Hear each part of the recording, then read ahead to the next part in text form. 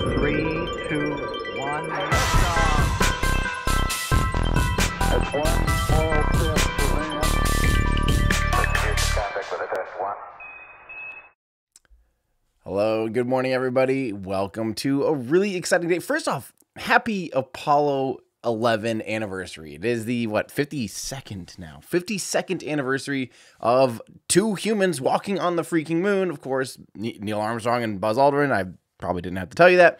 But yeah, it's the 52nd anniversary, and we're about to witness something that I think is pretty exciting, which is this new era of people being able to relatively affordably-ish fly to space. So today it's Jeff Bezos' turn on his new Shepard vehicle. So that being said, anytime you guys want to know any information about upcoming rocket launches, and you want to know what's flying, where is it going, who's on it, etc., we have you covered. So give me 1 second here, and I'm going to show you guys this. I also hear, hold on, there's actually some music. Let me, oh, that probably means that their stream is starting to start. They're starting to start their stream. That's good. I will have that off in the background. Okay, let me get back to this. All right, so anytime you have any questions about rocket launches, go to everydayastronaut.com. You can click on upcoming launches and read through our pre-launch previews. Now, this will give you a good idea of what you can expect on today's launch. So today's mission is called NS-16, and it is on the new Shepard vehicle, rocket/capsule. It's kind of both. So this is going to be taking off today, hopefully in about an hour and a half, and it seems like all things are moving forward. I've seen some tweets saying just recently that everything's looking good. So as far as we're concerned, everything's actually on track, which, knock on wood here, that's great. So we will see, I guess. But the mission name is NS-16. It's the first crewed launch of the new Shepard rocket and vehicle. So they've flown it plenty of times. We'll talk about that here in a second. This is the launch provider for this is Blue Origin, of course. That is Jeff Bezos's rocket company. Jeff Bezos, of course, famously was the CEO of Amazon, founder and CEO. Now he's the founder and not CEO of Blue Origin, but he's the founder of Blue Origin. And yeah, this is his rocket company. It's been around since the year 2000, so it's definitely been around for a while. All right, there's 3 minutes starting, so I'm going to fly through this here pretty quickly. I'm sure there's going to be plenty of rigmarole. Honestly, they're not even going to be doing anything until about T-minus 45 minutes. So I'm not exactly sure what we're going to be watching. But regardless, the rocket for this is New Shepard 4. This is the 4th actual tail number of the vehicle. So a launch location, this is at their Corn Ranch site in Texas. Launch site 1, which is kind of West Texas, more or less in the middle of nowhere. Payload mass, they don't really say how heavy the actual vehicle is. It's going just on a suborbital trajectory. Now, of course, suborbital is pretty different from an orbital mission. It means what goes up must come right back down. You are not reaching orbital velocity. You're not getting up into space and then going sideways fast enough to continually, miss the horizon over and over. But so it is a different experience than what, say, if you're going up to the International Space Station. You'll only experience weightlessness for 3 to 4 minutes. It's not the same thing as going on an orbital mission, but it's not meant to be. This is meant to get you up to the edge of space for as cheap as possible. Now, we still don't know the price on this exactly, but it's somewhere probably between $250,000 and $500,000 to be able to say that you reached the edge of space. So, yeah, will they be attempting to recover the first stage? Yes, that is something that's awesome, of course, about the new Shepard rocket, is it does land itself, and that is super fun to see. They have such a cool control system and a really cool way to recover that vehicle. Big fan of that. So where will the first stage land? It will land right back only about 3.3 kilometers or 2 miles away from the launch site. So it barely diverts at all. It just, does a tiny little hop. Will they be attempting to recover the fairings? There are no fairings on New Shepard. So again, are these fairings new? There are no fairings on New Shepard. It's just the capsule on top. How's the weather looking? Not available so far, but it seems to be good. Everything seems to be progressing forward. This will be the first crewed launch of New Shepard, the 16th launch of a New Shepard rocket, the launch of the oldest person to space. That's going to be Wally Funk at 82 years old, and also the youngest person going to space. No, I forget his name. It's listed in here. It's because he's a new addition here. Oliver, there it is, Oliver. 18 years old. He's going to be flying today as the 4th member of this crew. Wally Funk here is someone that I hope they talk a lot about live on air because she is an absolute legend. And it's really, really, really cool that she's actually getting a chance to finally become an astronaut. So, yeah. And then, of course, Jeff Bezos' brother, Mark, is also on board this rocket. So, I'm just going to tune in, and we need to say hi and thank you to Austin DeSisto for writing this awesome pre-launch preview today. Hopefully you guys enjoy our pre-launch previews.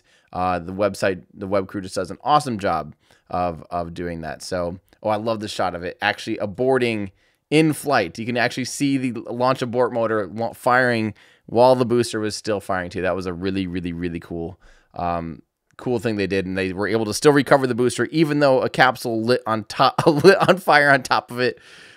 Pretty awesome. And also, before we get started, since today is if you want a really deep rundown on this vehicle, comparing it to what happened just last Sunday, which was Richard Branson riding on his Spaceship 2. Don't forget, we have a video and an article version of this comparing New Shepard versus Spaceship 2. We really give you a deep rundown on all of this stuff, including things like what's the Kármán line and what you can experience on a suborbital trajectory like this. It's more or less straight up and downish.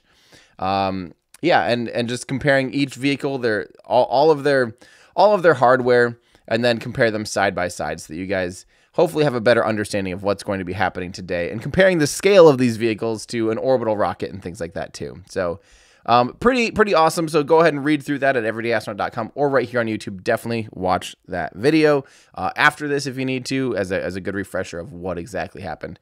It's a pretty beefy article. A lot of information in there for you. And thanks, Flo, for writing this. And also one more thing, too. Since today is, of course, the 52nd anniversary of Apollo 11, we are doing 10% off of the F1 t-shirt. So if you guys want to support what I do and get an awesome F1 schematic shirt, you can take 10% off today by using coupon code LAUNCHDAY, all one word, all lowercase. Let's launch day by going to everydayastronaut.com/shop. Shop around, get some cool stuff for you or a friend or a loved one. And yeah, you can just kind of click around and find some cool stuff. You know, we have lots of other schematic stuff and any of the F1 stuff that you see, including our for tiny humans. We also have some F1 shirts here as well for toddlers as well and youth tees. So if you want to help me continue to do what I do and get something awesome for yourself, everydayastronaut.com/shop and use coupon code LAUNCHDAY to get 10% off of the F1 collection today. All right, I think it's time that we tune into this thing and see if we're missing anything yet. And then I'm going to try to read through some of you guys' comments and be able to hopefully update you guys as well. So let's just tune in here real quick. I'm going to start listening in, see if we're missing anything, and I'll be right back.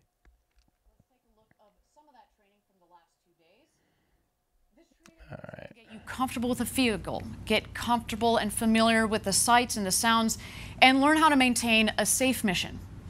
Again, it's autonomous. We're not teaching you how to operate the vehicle, and that's exactly what you're seeing here. You know, I actually recently went through this training, and I gotta say, the training is a lot of fun, very informative, but also very importantly, you build these bonds with your fellow astronauts, and you create these stories together. Now, my crew of astronauts, A-S-T-R-O, capital N-O-T-S, astronauts, we were the fake crew.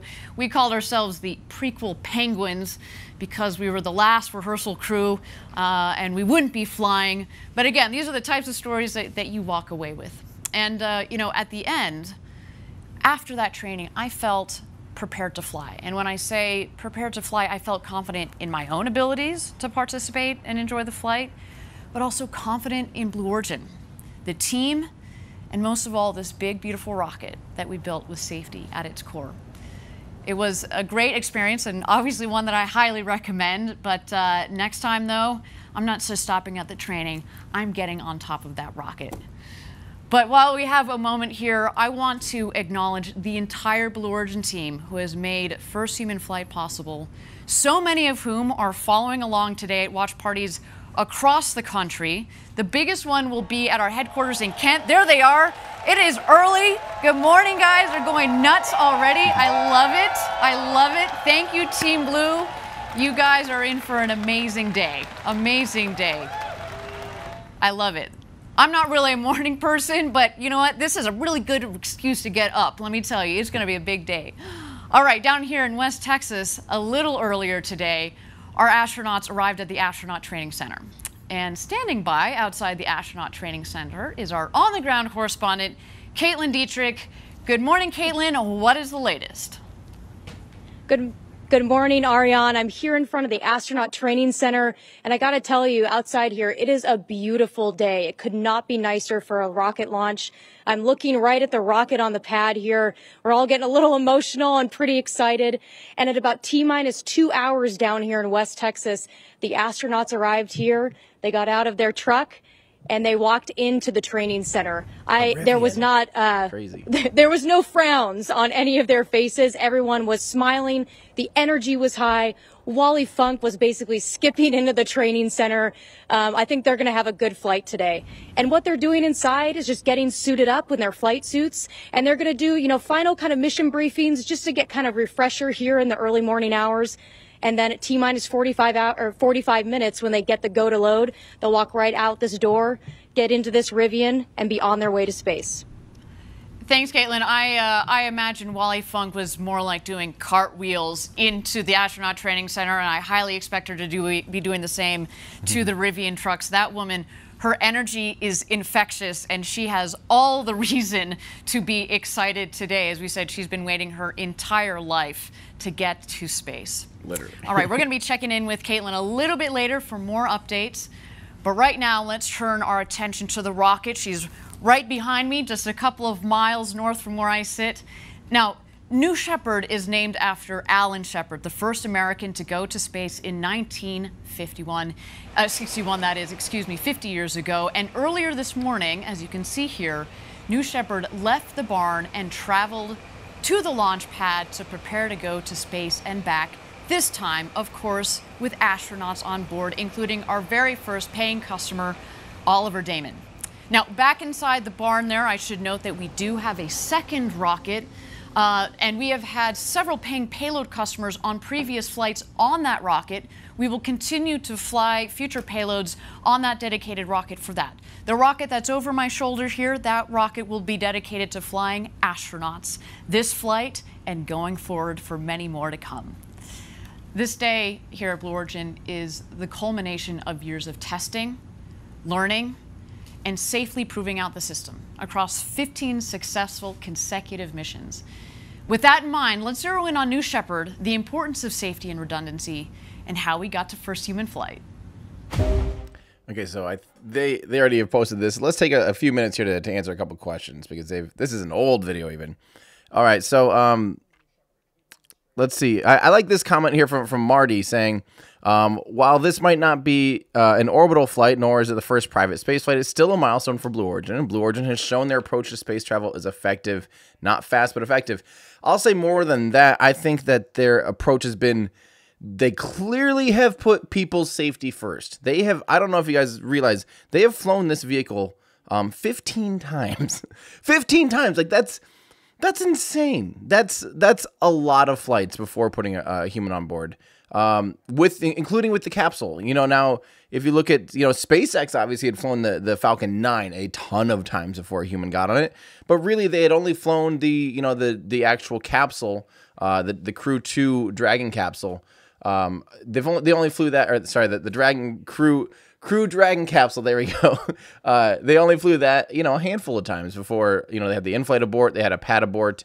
And pad abort, I don't know if that counts. That was really a boilerplate, but they had the in-flight abort, demo 1, and then demo 2, and they put people on it already. And I think that was reasonable. I think obviously it had been, very well certified at this point. But Blue Origin has been extremely patient, almost frustratingly patient for some of us that have wanted to see them fly humans for a long time. But it is good to see that they clearly are not worried.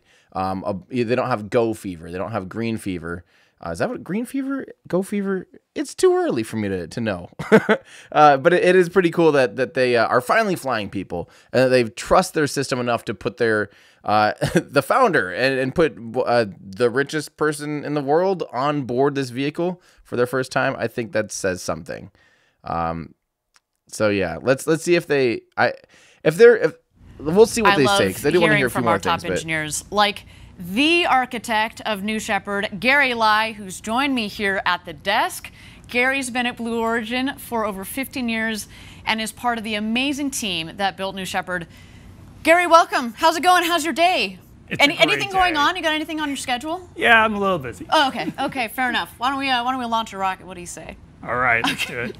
Well, while we got a little bit of time, why don't we get into some of this talk about the step-by-step process that's gotten us to today. So we talk at Blue Origin about our motto, Gradatum Ferociter, step-by-step ferociously in Latin.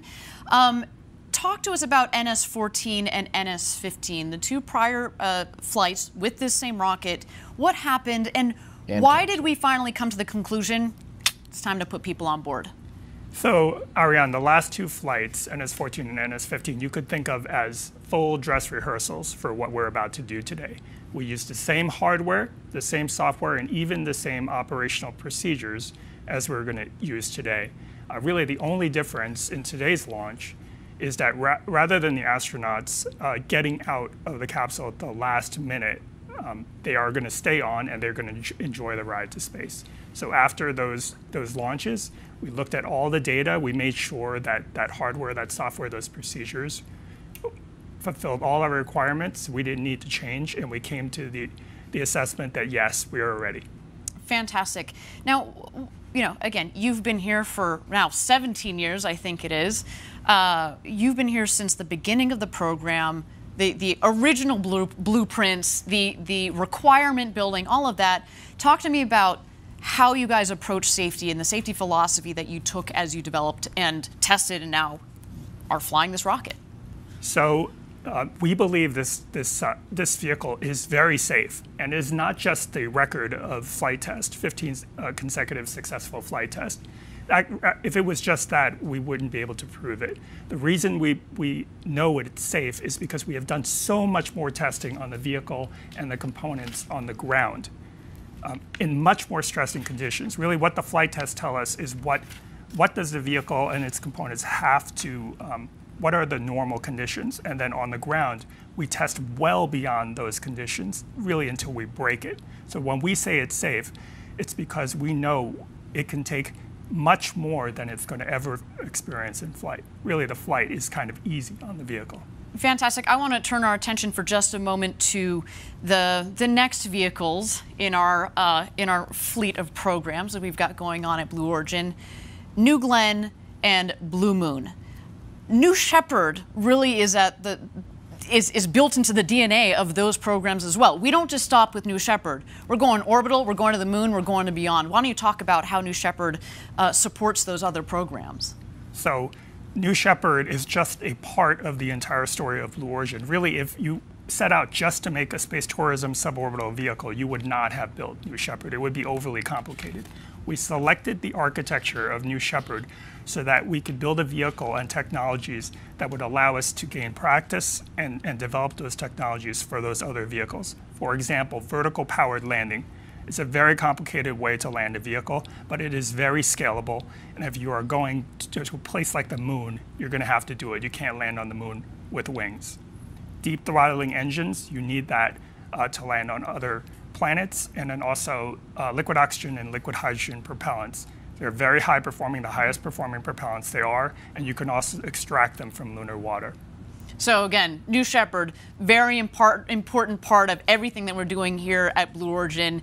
Of course, we're going to have an incredible suborbital tourism program. We've got a wonderful payload program with many customers who have already flown, but this is just the beginning of many great things to come at Blue Origin. Now, I want to go back a little bit and talk about, we were talking about safety just a second ago. Talk about redundancy. Backup systems, and in the case of New Shepard, backup systems to the backup systems to the backup systems to the backup systems. What is going on there? Because it goes beyond what meets the eye, right? Absolutely. So every system on the New Shepard vehicle that is needed for safety has one or more backups, many backups in a lot of cases. So let me give you some examples. So we've already talked a lot about the escape system, and that will activate, in case there's something wrong with the rocket, it will activate and propel the crew away and land safely. We've talked about the parachutes. There are 3 parachutes. We've designed the vehicle to land if only one of those parachutes opens. But that is just a start. Every valve on the vehicle, every mechanism, every battery, every sensor, every wire, every flight computer, everything on the vehicle has a backup, and in some cases, multiple backups. An incredibly redundant vehicle. Last question for you. Would you put your kids on board? We set out to design this vehicle for anybody, not professional astronauts, anybody with very little training. And that is a very hard problem. And yes, we have succeeded, and I would put my own kids on that vehicle. All right. One day, summer vacation in space. Thank you, Gary. Appreciate the insights. I look forward to seeing you back here later on in the show, and we'll get a lot more input from Gary Lai, again, the architect of New Shepard. And with that, let's take a breather, check out New Shepard on the pad as we take closer to first human flight. Awesome. All right, so here's the deal. They're at about T-minus 45 minutes is when they're going to load the crew up. So you'll notice they have a decent little walk there. They got to go up, about 5 flights of stairs or so, and then head over to the vehicle, which is stands about 19 meters tall. So relatively tall. It's not a tiny vehicle. It's actually surprising. I stood underneath it out at their Cape Canaveral, site. They have, I believe it was the second booster to land and recover. They had that. Oh, interesting. Huh, they have like a different door that has like HVAC built into it. I don't think I've seen that yet. But anyway, it's a lot taller than I think most people realize. Let's get to a few of your guys' questions here. Oh, they're going back to this though. Hold on. Bezos, Wally Funk, and our first customer from the Netherlands, Oliver Damon, rocket to space and back. The excitement is palpable down here at Launch Site 1 in West Texas, but I want to keep things moving for you, so why don't we take a closer look at the aforementioned astronauts, the Bezos brothers, Jeff and Mark. All right, again, all these videos are posted. We've seen, most of us have probably seen these before, so let's answer familiar questions. So this is a good one from Crispy. Tim, what do you think about the secret customer backing out? So originally they did a bid for, for the 4th seat. They wanted to have a public auction, and whoever paid the most would be able to get on this ride. And of course, with Jeff Bezos on board, that's of value to people. So people bid. The winning bid was $28 million. For a 11-minute ride. Obviously, that includes a lot more seat time and face time again with Jeff Bezos, which could be of value to people. So that person though ended up backing out, and they went with the second person. And that person who had the second highest bid, it's their son. It's Colin, who's 18 years old. Is the one that's going to be going on this ride today. So I think that's pretty crazy. But the cool thing was we did see, I believe it was 19 charities Blue Origin donated $1 million to, and some really cool charities as well. I was really, really happy to see that they actually fulfilled a lot of that and paid that back. And then the rest of it was going into, they have their own charity too. So that money did go in towards charity, did not go back into research and development. Which I thought was pretty cool. I mean, I know they get a lot of flack for being slow and for this being just a tourist thing, and a tourist thing for billionaires. But at the same time, it was really cool to see them spending $19 million and for a lot of really good charities. And I thought it was a lot of STEM education charities, so science, technology, engineering, mathematics. It was pretty awesome. So, as far as the customer backing out, the quote was that they were. It was a scheduling conflict, which is a little confusing just because this date has been known for a long time. July 20th was, they knew the date when they were bidding. So I don't know if there's some pushback or if they had some second thoughts or what. I mean, I don't know. I don't really think it matters too much because the important thing is that they have 4 people on board now. Yeah, I think that's it is an interesting little tidbit though. All right, so this is from probably Horeen. Sorry if I mispronounced your name. Well, I covered the Dare Stratos 4 launch in September. I don't even know what Dare Stratos 4 is. Stratos 4. Is it a? Let's see. I'm Delft Aerospace. Oh yeah, I remember. Yeah. I don't know. It's See, so it's a student-run rocket launch, and I believe they're trying to get above the Kármán line, and didn't the one already get above the Kármán line? But yeah, I don't know if there's a good live stream coverage of it, and if I'm free, I probably would like to try and cover that. That sounds pretty awesome. The hard part is how getting a live stream coverage of a vehicle. Is pretty hard when it doesn't have cameras on board and stuff like that, and the live telemetry and everything. But we would maybe consider doing it. Thank you so much, Callum. And again, remember, guys, if you guys want your questions answered on air, we don't just answer super chats or anything. Just ask a good question. Our mods will pick it up and put it in our queue. And there's a chance that if your question is a good question and it's something relevant, we'll pop it up on screens. So, for instance, like this from Alex Wright saying, "Hey Tim, love your videos and streams. Question: do you think the new Shepard capsule could ever be modified to be mounted onto the New Glenn rocket for orbital space tourism?" Well, there's more considerations that have to go into play in order to make it orbital, right? Orbital capable. Number one is there's a lot more. You don't have to worry nearly as much about the capsule being insanely airtight when it's only going up.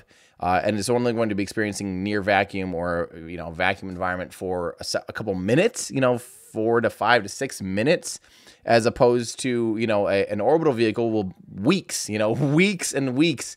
So literally even there is actually a measured bleed. Every vehicle leaks some air. The ISS, the space shuttle had actually pretty consistent leak. You know, it was a substantial amount of leak, and you had to backfill that with nitrogen and oxygen. Oh, by the way, here's those 19 different. So they even donated to Space Center Houston and Space Camp. I think they even donated. Oh yeah, to Mars Society, Planetary Society. And the Brooke Owens Fellowship was one that I was really excited to see. Brooke Owens Fellowship is awesome. I was really glad to see they donated $1 million to them. So, yeah, sorry, that was just a quick little. But as far as but beyond that, the vehicle would also have to have more substantial attitude control system. Right now, it just has small cold gas thrusters to kind of make sure it's oriented, maintains its orientation with its pointy end up. And then it doesn't really have much of a heat shield. You really don't need it for suborbital velocities, especially when you have a capsule with that large of a surface area with a cross section. As it re-enters, it's no big deal. It's only coming down, at relatively low velocities, and it can bleed off that speed no problem. Now, if you go for orbital reentry, you have to redesign the heat shield. You have to redesign likely many of the whole structure will experience a lot more heat. So there's a chance that the entire, the skin would have to actually be different. There's a lot of considerations to make something orbital. And I don't know if those windows, how easy it'd be to have them be up in space for a long time. Again, if this is only up in space for about 4 minutes at only 100 kilometers in altitude, you really don't have to worry about micrometeorite strikes as much. It's just the odds of that happening, or, any kind of space debris happening at that altitude is almost zero. Like, I mean, like 0.000, it's just the odds of you being there right when something's flying through are very low odds. And so orbital, you have a lot more considerations. And that's something that I don't think, I don't think it would be a new Shepard capsule. I'm guessing it'd be a New Glenn capsule or a New Glenn vehicle because, again, New Shepard is named after Alan Shepard, an orbital. He was the first American to go to space on a suborbital launch. And New Glenn is an orbital vehicle, and I believe, that's named after John Glenn, the first American to go to orbit. So I just wouldn't be surprised if they would name it, have a different capsule for orbital purposes. Oh, that's cool. That's a cool shot. All right. Let's see here. Let me get okay. So from John Moore. Do you think Blue will upgrade New Shepard to reach higher altitudes in the future? I think that means to be 2 engines and or larger tank. Seems more upgradable than the Spaceship 2, I'm guessing, than DS2. So, I mean, I don't know if the point of this is literally just to cross that check mark of crossing the Kármán line. I'm not sure what more people would get from, if you double the altitude to 200 kilometers. I personally would actually love that. Like, if I was flying on this vehicle, I would love to spend more time in weightlessness. I would love to spend more time in space. I'd love to get higher up so you can see, more of the Earth, get a better view, and really just broaden the perspective there. But things scale really scary. When you're trying to go twice as high, it takes more than twice the size of booster. It takes more than... now all of a sudden you're re-entering a lot faster. So again, it takes more heat shield considerations, and it kind of just starts to scale up, and you realize how quickly that can tumble out of control. Now, will they have a business case? Will they sell more tickets at a higher price because they're going twice as high? Like, what's the trade-off? That's the whole thing. If your point is to try to sell someone the cheapest ride to space, period, then you might as well just get to space, 100 kilometers, cross the Kármán line, and say that you took, your passengers to space, right? Like, if that's your goal, is to get it as cheap as possible, adding to that, if you try to go twice as high, it's likely going to more than, I don't know about double the price, but it's going to increase the price. And if that's kind of going against your goal of getting them to space as cheap as possible, then I don't know if, I don't know if you're fulfilling that goal at that point. Because don't forget, people, are saying, well, this isn't the first, these aren't the first commercial vehicles to fly. Well, as a matter of fact, in the early 2000s, I think it was 8 people flew on Soyuz. They paid to fly on Soyuz. Now, they paid about $50 million to fly on Soyuz as a paying customer. So Soyuz has been a commercial vehicle for a while in that sense.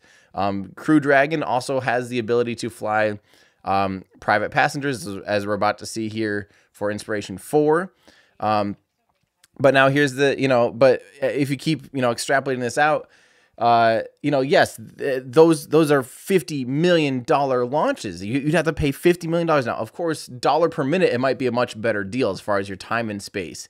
Dollar per minute, it might be a lot better to go orbital, spend $50 million, and spend 2 weeks or, you know, even 3 days in space might end up being better than 4 minutes for, you know, $250,000 or $500,000. Of course, it works out to probably being a lot better deal. But as far as just bottom dollar, not everyone has $50 million. Even the richest people don't necessarily just have $50 million hanging out to be able to buy a ride to space, right? So getting that price down to $250,000 or $500,000 opens up a lot more options for people. And I know it's still ridiculous for us average people, but that is the whole goal, is to get, you know, to get to space as cheap as possible. This is from Crispy asking, Tim, how can the windows be that big? Never seen before. That's one of the whole things. So again, like I said, don't forget, it's not staying up in space. If this was an orbital launch vehicle, I think there'd be a lot more challenges of it being in space for a long period of time. You have a lot more concerns with, again, debris strikes and things like that. And even, again, leaking, you know, the pressure vessel leaking and things like that. If you were worrying about it long term, they just don't have the same considerations when it's suborbital like this. So yeah, how can the windows be that big? I think a lot of it's because it is suborbital, but that's obviously by design. And it's the whole point of this thing is to give people a wonderful view and be able to give them an experience they've never had before. So that's how the windows can be that big. So yeah, thank you for the membership, Alexandru. And again, don't forget, members, we do a monthly live stream here for members and Patreon supporters. So if you guys want to hang out, ask questions, sometimes we just play Kerbal Space Program, just hang out for a while. You can do that by becoming a member or by going to patreon.com/everydayastronaut. So thank you so much. All right, this is, let's see here. Sorry, there's a lot of good questions here. I'm just trying to get some awesome ones here. Yeah, there's a lot of people, you know, talking a lot about this type of thing with, you know, business tactics and things like the like.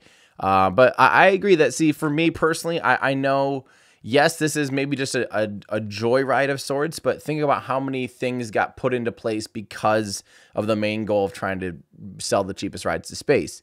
We now have, you know, there's thousands of people that work for Blue Origin, not just on this program, but especially on New Glenn and the future there. So I think it's important, and I think in the long run, we will see Blue Origin. I really hope that as Jeff Bezos steps down as CEO of Amazon, I really hope that he starts, and maybe today will change his life. Maybe today will be the day that he realizes, I need to go all in on Blue Origin. I need to be on the floor, working my butt off, and I need to compete against SpaceX. You know, we have this New Glenn rocket. This thing needs to be flying today. Like, we have these BE-4 engines we need to get delivered for the Vulcan and put on our New Glenn. Maybe this will make him go, okay, this is it. This is what I need to be doing. This is my life's calling. He actually had a really, it was in 2019. He had a, they did the what was it called? The Blue Lander. He had this whole thing, Blue Moon. There we go. They did the Blue Moon reveal, and Jeff kind of shared his grand vision for space, and it was awesome. It was really well thought out. It was actually really cool, and it was a lot about energy consumption, and it was actually a really compelling case for how to use space and how to use Earth and keep Earth as more of a you know, a habitat almost for you know, a sanctuary for life. And how space can become the place for heavy industry and stuff like that, which is cool. I thought that was a really cool vision, you know, using things like Dyson spheres and you know, mining the moon, and then keeping all heavy industry off of Earth. I thought it was really cool, really compelling. At this pace, it will take many lifetimes to get anywhere near that, and I really hope that today might be that day where he's like, okay, we're going for it. Yeah. All right. Let's see here. There is, from Space Science, this is a great question. Would there be a rocket known as New Armstrong, which could complete with Star? Yes, they've teased that before, that New Armstrong would be a moon-capable rocket, a moon-capable system. They have teased many times of a New Armstrong, and there's even talks of their, there's been talks of them doing, you know, having a bigger engine compared to the BE-4, because don't forget they have the BE-3 that's on this rocket. That's a Hydrolox powered rocket. So hydrogen and liquid oxygen. It's in a tap off. No, it's a tap off cycle. Then they have the BE3U, which is the open bleed expander cycle. That's a variant that they're going to be using on the upper stage of New Glenn. And they have the BE4, which is the first stage. There's 7 of those on the New Glenn. There's going to be 2 of those BE4 engines on ULA's Vulcan rocket in the near future. Those are a massive methalox, so methane powered and liquid oxygen, similar to Starship, closed cycle, and it's a pretty impressive engine. They're having a hard time taming that beast because it is large, it is powerful, it is a big engine. It's a lot bigger than anything they've worked on in the past. But there's also the BE7, which is I believe it's a dual expander cycle, which is really cool. A dual expander cycle engine that's meant for a lunar lander. And so they have experience with now 3.5 the BE3 and BE3U. They share some similar architecture, but they're quite different engines actually. So really they have experience with 4 main engines, and there's been talks of them trying to make a BE5 or something. I don't quite know the order of things, but it does make sense that it goes BE3, BE4, and then also there's BE7. And you go, well, where's 5 and 6? So there's obviously been talks that maybe 5 and 6 would be for something a lot larger, like New Armstrong. Yes, this is so true. So Mike, Mary Wallace Funk, a legend, and the reason this mission has to succeed. I'm not going to say there's 4 lives on board. I'm sorry, but that's the reason that this mission has to succeed. Period. I don't care who's on board. There's 4 humans on board. This is dangerous after all, and we want it to be successful. Period. But Wally Funk is an incredible human. I believe is she the most experienced aviator in the United States? I don't remember. I don't remember if she's the most or almost the most, but she is one of the most, experienced aviators in the world. I mean, she is up there. I think she has like 19,000 flight hours. That's insane. She's flown almost everything. She's trained an insane amount of people. She was training to become an astronaut during the Mercury program, and unfortunately her and I believe about 12 other women did not get selected for the program, despite performing exceptionally well, some much better than some of the men that flew. So this has been in her blood forever. She really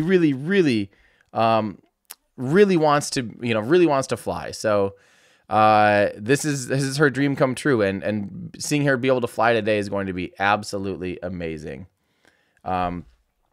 All right, let's keep going with a few more questions. Oh, let's listen in here for a little bit. And then we will be waiting for a go for astronaut load-in. I can already hear the helicopter above that's going to be following them on their way out. Now, that astronaut training center, what we have in that training center is basically it's a classroom, but I'd say the centerpiece of it is a beautiful crew capsule simulator. And it's a really cool simulator. Some of you may have seen in the past, we've had a mock-up that we've been able to take to various events. But the simulator that's in the astronaut training center is kind of a step above, a step beyond, because in it we are able to simulate the sounds, the vibrations, the full crew screen and alert system that we have for every single seat. And so during the training, you spend a lot of time, of course, understanding, with crew member 7, understanding the general New Shepard system, all of the procedures, ingress, egress, and getting to know the Blue Origin team. But you do spend a lot of time in that crew capsule.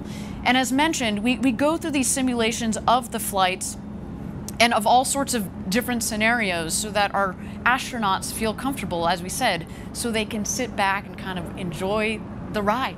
Enjoy this incredible experience. They've got these huge windows right next to them. We want them to be focused on that view, focused on feeling the G's as they come on. You know, you're in these beautiful, nice, soft, reclined seats that disperse the G's. It's a wonderful experience. And that simulator, we run these scenarios. We've got full audio. We've got full vibration. And it's a really critical component of the training program, let's say. Now, we also, of course, we will take them out to the pad the day before launch. We want them to walk up the crew access tower. You'll see it's hidden a little bit in that shot there on the left there, but that is the safety shelter. So we'll see as the astronauts drive out to the pad itself, they will ascend the stairs, the set of stairs on the left. They'll take kind of a bit of a timeout in the safety shelter. The crew member 7, Kevin Spro, will go out to the across the bridge there to the tower that's in the center of your screen. He will be working with the tower crew there, make sure everything is set and sorted to go for our astronauts. He will then go back to the safety shelter and get the astronauts and get them ingressed into the capsule. The astronauts right now, though, they are in the astronaut training center. Again, we are waiting for them to emerge shortly here. We are at T-minus 49 minutes to go until launch. Again, they are going to be entering into the Rivian trucks and heading out to the launch pad. This will be our first glimpse of the astronauts. We're going to see those shining smiles of theirs. I'm sure they're trying to contain their excitement. You know, you've got that excited energy that, of course, they are controlling themselves. Although, again, let's be honest, Wally Funk doesn't control her excitement. I'm, as I said, fully expecting her to do full somersaults and cartwheels on her way into the Rivians. And why don't we just wait here for a moment as we wait for those astronauts to emerge? Cool. That's a good time because there's a really good question here that I wanted to answer, and this is actually, where did it go? Let's see, where did it go? It was about well, here's a good one too. While I try to find that other one. Oh, here's the other one. Okay, this is from Jan or Jan, probably Jan. Would the booster be theoretically able to land with the capsule still attached in case of separation failure? I don't know. I don't have the. I doubt it. That's a lot of extra mass. A lot of extra mass. I don't know if they have propellant margins for something like that. I think the safest thing to do is to make sure that the capsule separates, you know, have that redundancy and over-engineer that system than to try to, you know, kind of like how Dragon can theoretically land with thrusters. But, you know, I really think it's, at the end of the day, that it didn't get certified by NASA to be able to do that because it's basically like, let's just make sure the parachutes don't fail. Then we don't have to worry about certifying the thrusters. I have a feeling it's similar to that too, you know, instead of, I think they would rather make sure the systems all work and spend engineering time on that than trying to engineer in a situation. Because you do have to do that. You have to program that out, right? Be like, oh, the capsule didn't separate. Let's make sure this now lands under this flight profile. And you have to program that in. And of course, programming stuff in isn't just arbitrary. It's a substantial amount of work, and you have to certify anything that the vehicle can do under commands, right? So if the vehicle has the ability to land and have this different profile with the capsule attached, that has to be certified. They have to go through with the fine-tooth comb all of that code, all of that procedure, when that would happen, et cetera, et cetera. And I bet you at the end of the day, they just simply say, there's no way that's worth it over just, you know, spending that engineering time making redundant and over engineering the separation system and the parachutes and all of that stuff. So that's my thoughts on it. I don't know if they even physically has the margins to do so, propellant wise, and if it has, you know, enough thrust. This is a really good question though from SpaceX Countdown. Why did Mercury Redstone, so the Mercury capsule on top of a Redstone rocket, for the first 2 flights of Mercury capsule were on top of a Redstone. They were suborbital. Why did they need a heat shield, but New Shepard does not? So, of course, again, Alan Shepard and Gus Grissom's flight were both suborbital flights. Now, the difference is they went about almost twice as high. They went, I believe it was about 185 kilometers or so. I think it was or nearly 200 miles up. And then it was I think it was like 262, something like, I think it was like 400 or 500 kilometers downrange too. So they didn't just do this. They went almost twice as high, and they went horizontal.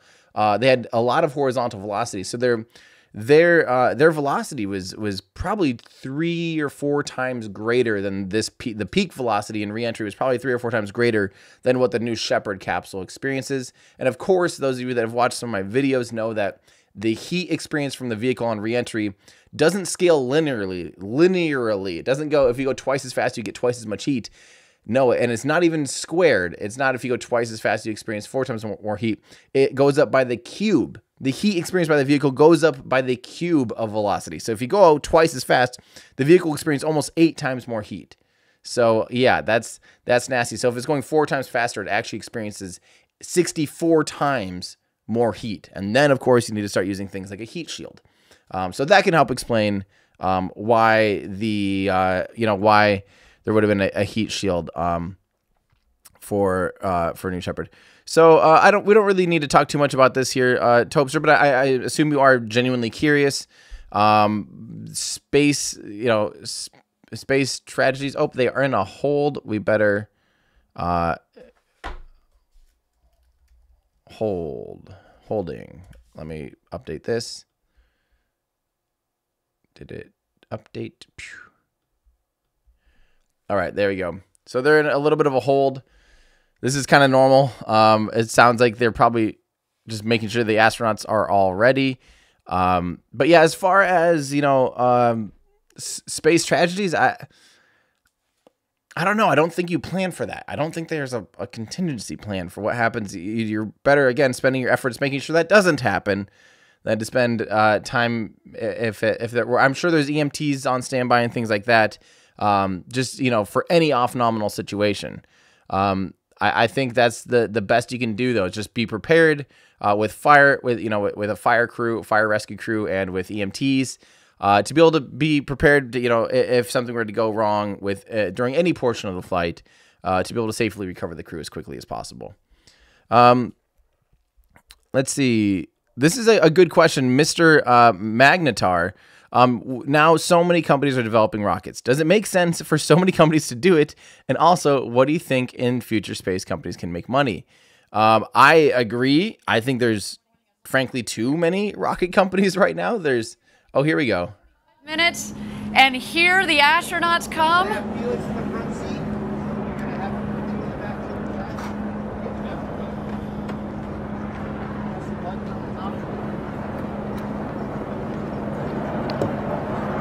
There you see Jeff Bezos in the foreground, Oliver Damon stepping into the Rivian. Crew member 7, Kevin Sprogue, there on the right. As well as Wally Funk. What a moment for her. At the age of 82, she will become the oldest astronaut to have ever flown into space. What's that shot?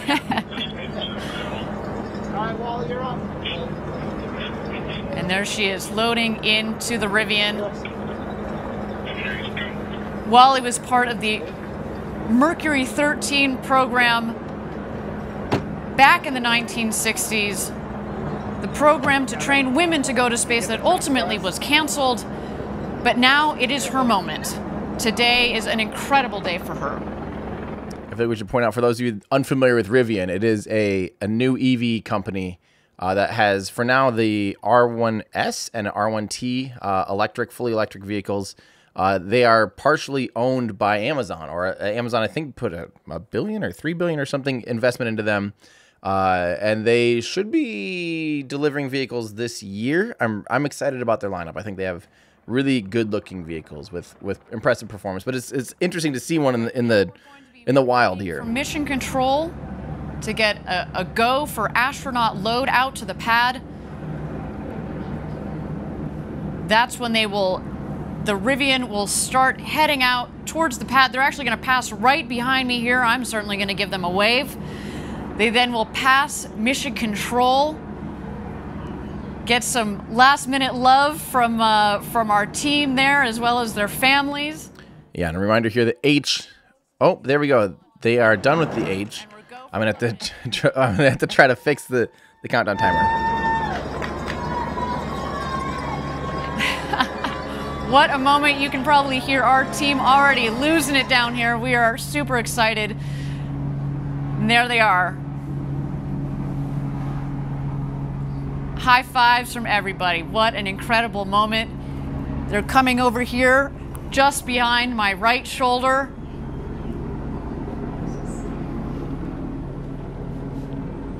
A moment we've been waiting for here at Blue Origin. So much hard work has led to this moment. How exciting. Wally Funk, the Bezos brothers, Oliver Damon, our 4 crew members are heading out to the launch pad. There they go. See you guys. Oh my gosh, they are in for the flight of a lifetime. And just a couple of yards to my left here, that is Mission Control, and here they go passing by Mission Control. There you see Jeff Bezos waving to the team.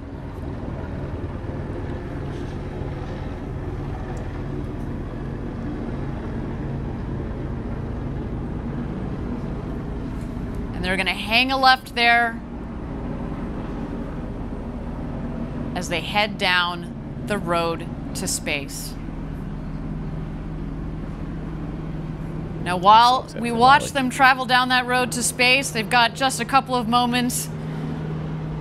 It's a long 2-mile road there. We've got a couple of moments. Why don't we meet aviation icon Wally Funk? Cool. I do. You're in zero gravity for 4 minutes. You come back down.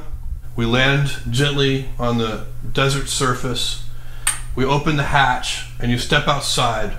What's the first thing you say? I will say, honey, that was the best thing that ever happened to me. I've been flying forever, and I have 19,600 flying hours. I bet there's going to be a copyright strike. Dang it. So watch this video. I promise it's worth watching. She is incredible. She's an icon.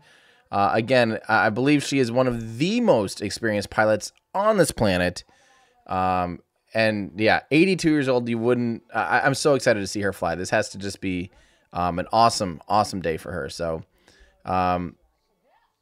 let's see. Aries, we kind of talked about this as well. You know, again, they do prepare for any type of emergency. But yeah, as far as, you know, beyond that, no one really prepares for beyond that, I don't think. But yeah. Mark says, I'd rather they are not wearing pressure suits. Will they experience any G-forces during flight? Of course, we're experiencing G-forces right now. And right now, we know our net G-force is 0, of course, but we're all experiencing 1 G if you're on Earth. Now, on ascent, they're going to be going about they'll experience about 3 Gs, I think, is maximum acceleration, and then they'll experience 0 G or weightlessness. Once there's engine cutoff until it begins to re-enter, and they'll experience about 4 minutes, 3 to 4 minutes of weightlessness. So, yeah, they will be experiencing G-forces, positive and negative, which is awesome. So, let's see the Candace. What do I think about SpaceX's new Candace Raptor engine for NASA modified Starship? I actually don't even know what you're talking about. Candace? Modified for NASA. Modified Starship. I'm not familiar, Crispy. Discord, if you guys have any information on what that means or what it is. Yeah. This is inspiration. So thank you. You don't know how great it is to meet you. That you are a pilot. I don't want you to go fly more in that glider and jumping. Oh, well, that's great. And hopefully follow in your footsteps and go on New Shepard one day. Absolutely. Oh, I mean, yes. So, Wally, you've waited a while to go to space. A silly question, but are you excited? No, not at all. Of course. Since I got on the airplane and I got to fly the airplane and get here and meet all of you, this is so fantastic. So on launch day, what do you think is going to be the most exciting thing? What are you looking forward to the most? Liftoff, climb, undo, and be able to move around if there's room. I want to do a lot of stuff because I've done that in other situations. And you were just telling me a second ago, you're going to take your camera up there and you've got a postcard that you're going to take a photo with. That is what's going to be on the window when I go up, and then I'm going to take a picture of it with the Earth behind me. That's such a beautiful photo of you and the American flag back there in your flight suit. And that's going to be a spectacular photo. So, you know, this is probably, I imagine, your first time down here in West Texas at our launch site. Absolutely. What do you think? No, I used to be in Texas and teach. I think everything's fantastic. I mean, I've been treated so well, and the food is so great. I can't believe it's coming from, I don't know, California. Right, right. And you're lucky to be here with all these friends and the people and see what's going on. Absolutely. Well, so, Wally, as I said, you've been an inspiration to me. What would you say to the next generation of young people that are out there that want to go to space? Well, I've talked to young people all my life. How many of you girls and boys want to fly? Well, not many raise their hands. I said, well, I tell you what, get your parents to take you out and give you a flight. Right. That's what my parents did at 7 years old. And if you like it, you'll continue on. And if you don't, you might continue on because something's going to be in your heart that's going to want you to do that. I cannot wait to see you go to space. Thank you for being with us. It's a pleasure to have you. Thank you. Thank you, honey. Yeah, that's pretty So, awesome. yes. All right, I want to answer a few more questions. So again, Paul. So yes, Wally Funk's going to be the oldest person ever, and yes, the 18-year-old. He's going to be by far the youngest. I think he's 7 years younger than the youngest Soviet who flew. Remind me, if someone in Discord knows the youngest, but I believe 25 years old is the youngest. The youngest American will be on Inspiration 4. Yeah, German Titov at 25. There we go.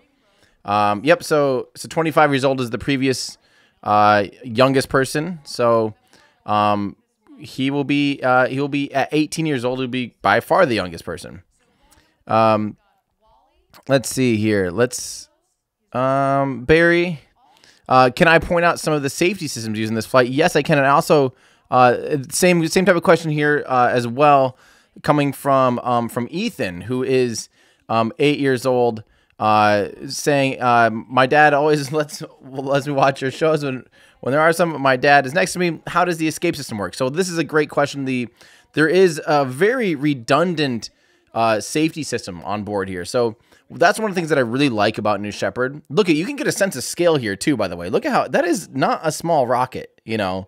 It looks small, but then you see this shot and you realize that's actually a fairly substantial rocket. It's not tiny. So the inside of the capsule, they actually have an abort system. You'll actually notice when they load up, in the very middle, there's what looks like a table. There's just a big center console, basically, a giant circle, cylindrical thing. And inside of that is an abort motor. And that abort motor is literally just a solid rocket booster. And solid rocket boosters are great because they're very simple. You can just ignite them and they go, right? There's no delay, there's no lag, there's no you can't even turn them off. You click them, they light up and they go. And so what that does is that simple system like that allows the booster to be able to detach and pull away from the booster in an instant, literally in milliseconds. They can turn on that motor inside the capsule and pull away. And even if it's on the ground, say they're right about to go for launch, they go 3, 2, 1, they light the engines, and for some reason it just starts on fire. Not the good fire, not the flamey end coming out of the nozzle, but like a bad kind of fire where the booster is in trouble and it's catching fire and it's prone to explode. They can literally trigger the abort system and pull the capsule away from the booster. And then it gets high enough that it can deploy its parachutes and still land safely in the desert, even if there was a problem with the booster. And that's a huge safety redundancy. That's awesome. But then the other cool thing about it, as far as safety considerations, it does have 3 main parachutes. The crazy thing is it can land on just one. So it actually can lose 2 main chutes and still land safely, which is extremely impressive. That's a level of redundancy I don't think I've ever seen. So that's one of the things I like that about this vehicle. I like that they take so much safety into consideration. So, I think that's pretty cool. Those are some of the safety systems. They do also, they're buckled up. There's actually a lot more than that. They're riding in these seats. The seats have some shock absorption. There's also like a crushed core kind of on the bottom of the capsule if it lands too hard. And there's also, as the vehicle lands, you're going to notice a plume of air, like a whole, it looks like the capsule's landing really hard. It looks like there's dust being thrown everywhere. It's not because it's landing hard. And I love how every time I explain that, and every time they explain that, every time we talk about it, someone goes, that didn't look like a soft landing. There's dust everywhere. Yes, it's because they're literally shooting rockets at the ground at the very last second to slow down right before it touches down. So it throws a lot of dust up. That's like the most intentional thing of it, so that it lands softly. And you'll even notice sometimes it kind of scoots a little bit. It goes like, because it literally creates this cushion of air for it to land on, so it has an even softer landing. Now, again, it throws a lot of dust everywhere, and everyone thinks, that looks like it's splatted, and everyone's now in harm. It's like, no, they do. The Soyuz does the same thing. The Soyuz capsule also lands on the ground, and it has a thruster system like that cushions the landing at the very last second. So a pretty simple, tried and true system. And yeah, and it makes for an even softer landing. So that being said, if you guys need to know anything more about abort motors, now this is again a pusher motor instead of a puller motor. I do have a video a little bit older. No, it's not even that old. It's maybe 2 years old now, talking about pusher abort systems, because we have SpaceX's Crew Dragon capsule uses a liquid fuel pusher abort. We have the Starliner, which also uses liquid fuel pusher abort, and we have this vehicle here, the new Shepard, which uses a pusher solid rocket motor to be able to be an abort system. I do a pretty deep dive on those systems. Definitely watch that video if you have any questions about pusher abort motors. So, and I should notice too, you'll notice below the capsule, kind of the way it's attached to the booster, there are some reliefs. There's kind of vents where the hot gas can go when they do launch. If they trigger the abort motor like that, that exhaust gas can escape through those and not do more damage to the booster. So it's a really cool system, which is why that one time when they did an in-flight abort, they were able to trigger the abort system while the booster was firing, and the booster survived that, which is extremely impressive. So let's see here. So Jim, we need to do a pointy end up, flaming end down check still. We need a good clean shot of the entire vehicle in order to do that. I have been paying attention just in case. Yeah, this is from The Impossible. So, hey, Tim, why do they only put 4 people on the Falcon 9 and other rockets too, when the rocket seems like it's big enough to carry a lot more people? It's not about necessarily the rocket and the payload attached. It's really about volume of the Dragon capsule. The Dragon capsule was originally designed to carry 7 people. It carries 4 people. In the long run, it only carries 4 people. There might be the option that someday we might see 7 people utilizing the Dragon capsule if they're not going to the International Space Station. So maybe as a tourism option to go rendezvous with some other vehicle. The problem is they end up using that volume below, the pressurized volume below the passengers or below the astronauts, as cargo. So they pack that kind of full with supplies and things like that. So the volume, it ends up being volume constrained. And anytime you have pressurized volume, so a capsule, oh, they're getting ready to load out here. The astronaut safety shelter here. Let's watch as they prepare to cross the bridge.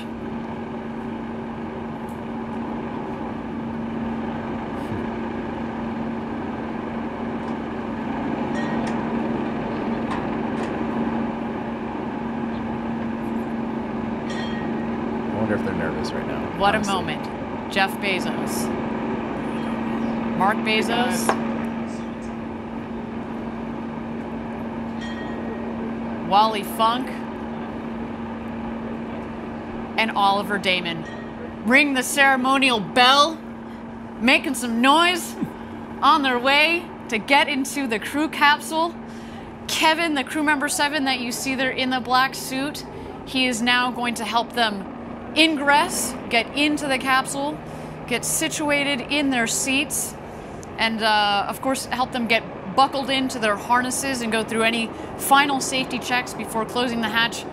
I mean, we should note though, Gary and I have both been through the astronaut training experience. It's a 5-point harness. By the time you're done with training, you can do that upside down, backwards with your eyes closed, inside and out. I mean, you definitely understand how that works, and you're going to need to, because when we come back When you get back into your seat from 0G, that's very important.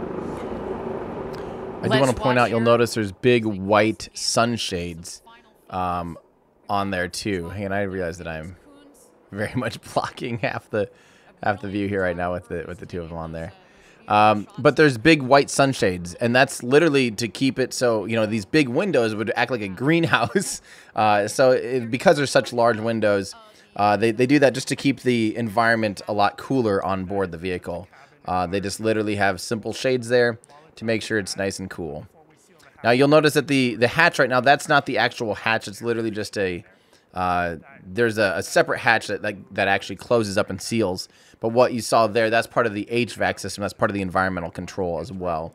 So that'll get taken out. This kind of ring thing that you're seeing here, the gold thing, will get taken out, and then the actual door will close. So again, that the ring that's around the door right now is literally just a fixture to hold the HVAC system. You can kind of see flexing and stuff like that. And then they will close the main hatch door, which is a little bit beyond it. Not only, again, have we practiced this, and not only on the last flight did we have a full astronaut rehearsal like this, but it's different. We've done, again, 15 consecutive missions to get... There you go. You can see them removing the HVAC system now. So they're kind of like, you know, it's moving around. So they'll take that thing off. There we go. We see that happening right now. That's why if you notice it shaking, think that doesn't look very space rated. It's not. It's not meant to be going to space. It's literally kind of like, have you guys ever seen like those window air conditioner units that, you know, or those ones that just have like a vent and you just stick a thing there? That's exactly what it is. And now that is gone. So that's just environmental control in order to help make sure the capsule, you know, is using ground control to be able to handle the cooling and stuff instead of internal batteries and internal systems to keep the vehicle cool. So I have a fun question here. What do I think of ISRO? I think, so the Indian Space and Research Organization is awesome. They have done some incredible things already, and they're just beginning still. So, well, not just beginning. They're continuing to do impressive things, and at costs that are really never been done before. So I did not realize that one of their cryogenic liquid upper stages was based on an upper stage variant for the N1 moon rocket from the Soviet Union. I just learned that because of the video that I'm still working on about the Soviet Union's rocket engines. I missed that. So I'm guessing she is So again, we've got Capcom's Sarah Knight. She's one of our crew member 7 on the left. Our 4 astronauts are loaded into the capsule. I really hope There's they play Wally Funk in her seat, Bo Burnham when they land, as well as Mission Control. Talk about locked and loaded. This team is really. I mean, you've been in Mission Control during these launches. What is that like? So at this point in the procedure, everybody is incredibly focused. They're true professionals. They are looking at the data, they're following procedures. There's really no distraction. You can hear a pin drop in that room unless they're working an issue. And as you saw in that picture, we run a very, very tight ship here at Blue Origin and on the new Shepard program. That picture of the front room of Mission Control, that is all the people that are operating the rocket at this point, in terms of pushing the buttons to make things happen, in addition to the pad crew. There you see, we've got crew member 7 that is making sure Wally's harnesses are all tight and snug there. You know, to your point about crew, Gary, I mean, we talk about designing an autonomous vehicle that launches. I'm actually surprised they aren't wearing any kind of helmet. Not necessarily, not for pressurization, not for oxygen or anything like that, because again, for 4 minutes, you know, more or less, you know, even if you totally lost pressure, you'd probably survive, you know. I mean, I don't think they need pressure suits. I don't think they need pressure helmets, but even just helmets so they don't bonk their own heads or bonk into each other or whatever. I know the capsule, most of it's, you know, nice soft touches everywhere, but you'd still think you'd want just a simple crash helmet. But they also didn't have that for Spaceship 2 either, Virgin Galactic Spaceship 2. So to that note, Armand wants to know, how does civil/life insurance work for astronauts? That's something I actually don't have the answer to. I don't know. I'm sure it's a calculated risk. Wally waving. I love this. This to me is like the Wally show. This is so cool. Yes, this is an awesome thing. Thank you, Puffy Cheeks, for reminding me. 100%. My friend Amy Shira Title has a really good book called it's called Fighting for Space, and it goes over Wally Funk's involvement. It's really heavily based on Wally Funk's involvement in the early aviation and early space flight. So that's honestly, like, Amy did I think 3 or 4 years of research, going to like the library, the Congress's whatever it's called, library. What is that called? The big giant library, and all over the place. She was all over the place getting a lot of really good information. That book is incredible, and I believe she, I don't think anyone's researched that topic more than she has. So that was really cool to see. She worked really hard on it. So if you are interested in Wally's career, and it's kind of some of that early, it talks a lot about the early Mercury program, a lot of the dynamics there. Definitely give that book a go. So again, Fighting for Space by Amy Shira Title. Check it out. I promise you'll enjoy it. Jeff Bezos' brother. And in fact, to the left of him, a little harder to see off of that other window, that will be Jeff Bezos. And Oliver Damon on the other side of the hatch. He's also harnessed in, ready to go to space, ready to become the youngest person to have ever flown in space. Again, he comes from the Netherlands. So beautiful. Again, as we talked about at Blue Origin, we really want to open up this experience to the world, and it's so wonderful that he is not just representing the next generation, but also more flags as we fly to space. Standing by here from Capcom. New Shepard, this is Blue Origin Mission Control. Good morning, astronauts, and welcome aboard the RSS First Step. Let's get things started with a comm check.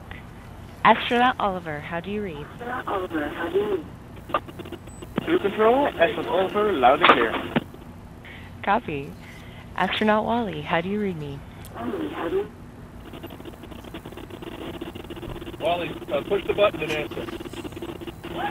Push the button until you can hear you're good. Wally, loud and clear. Copy, Astronaut Wally. Astronaut Demo. Blue Control, this is Astronaut Demo. I have you loud and clear. Copy. Astronaut Bezos. Blue Control, Bezos. I read you loud and clear. Thanks for everything, Sarah. We appreciate it. It's my honor and my pleasure. All right, astronauts, we are at T-minus 21 minutes and counting. As we proceed, I'll keep you updated. For now, just sit back and relax.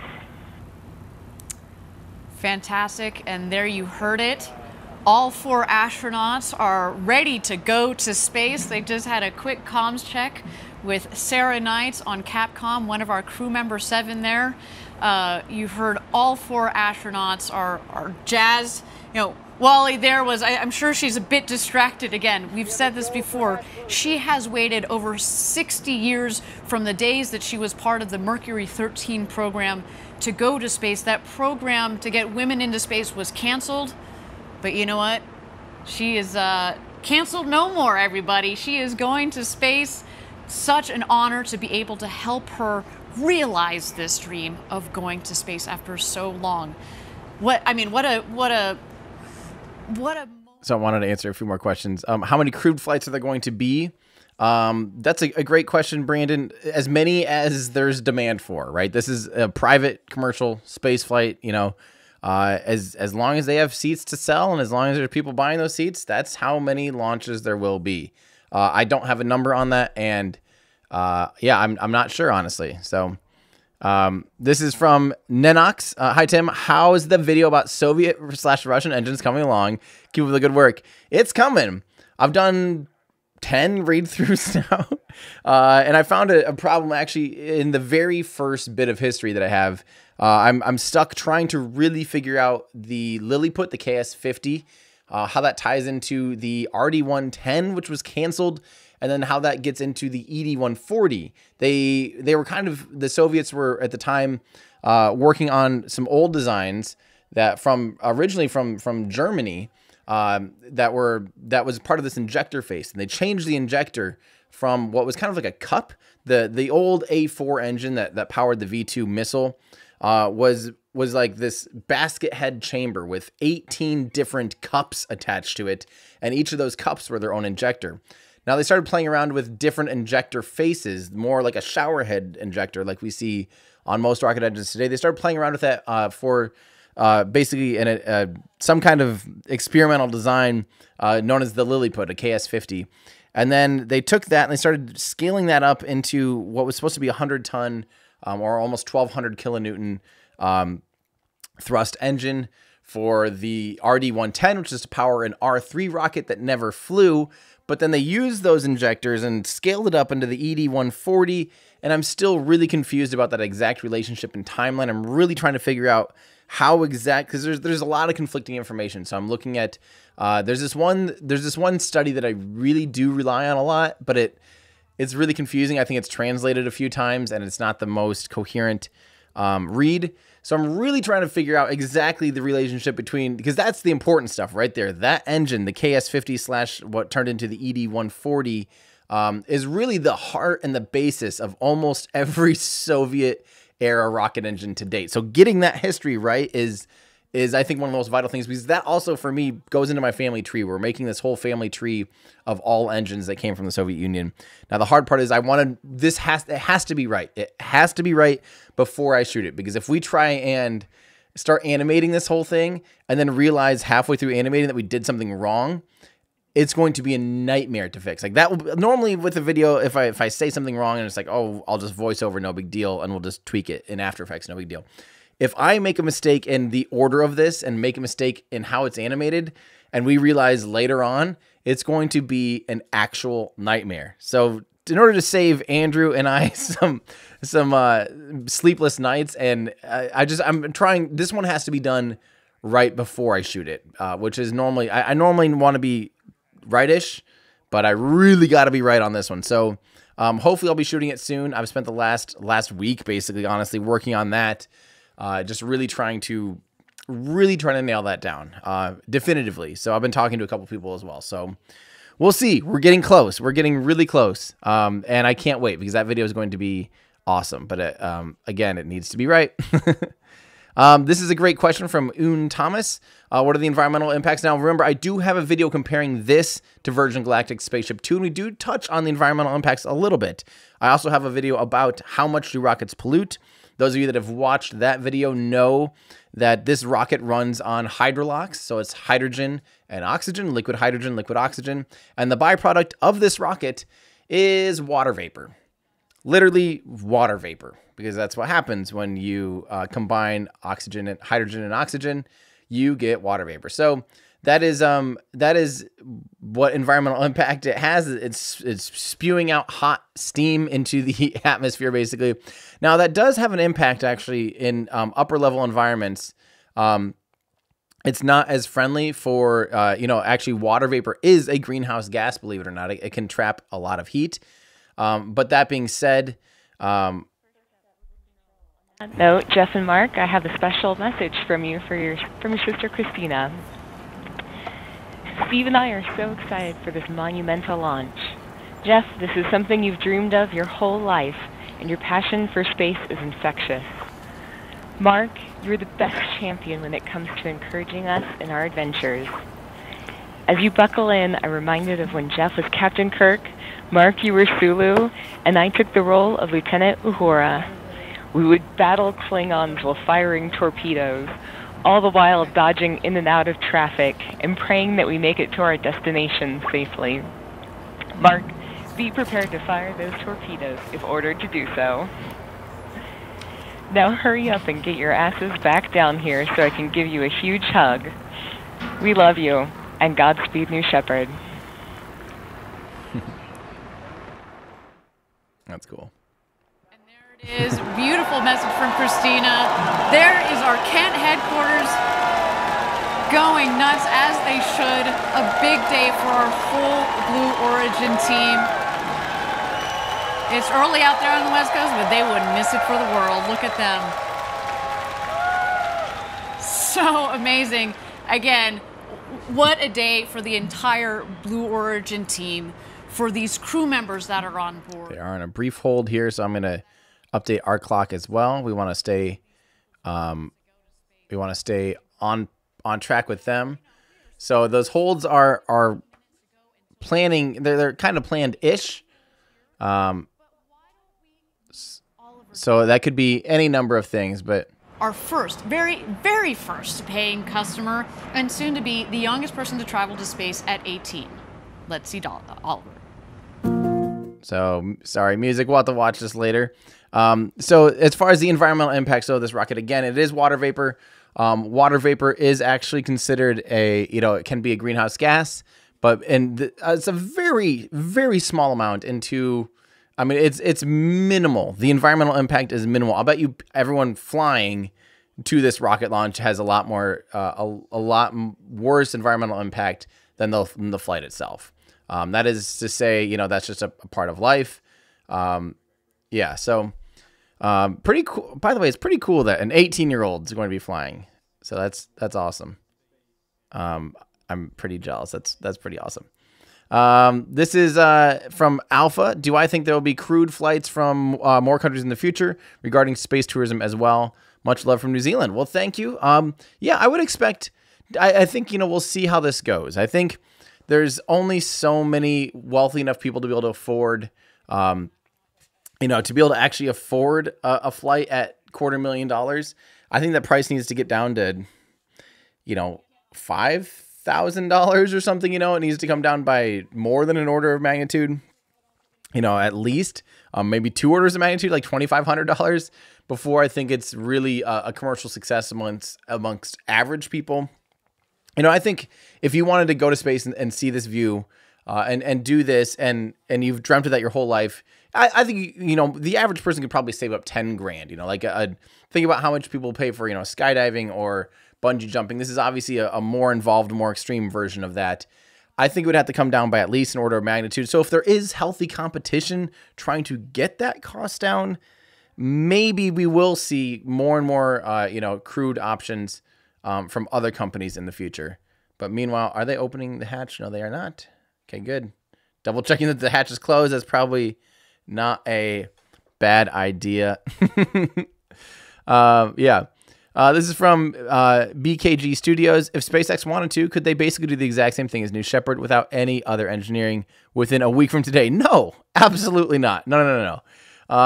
Without any other engineering, no.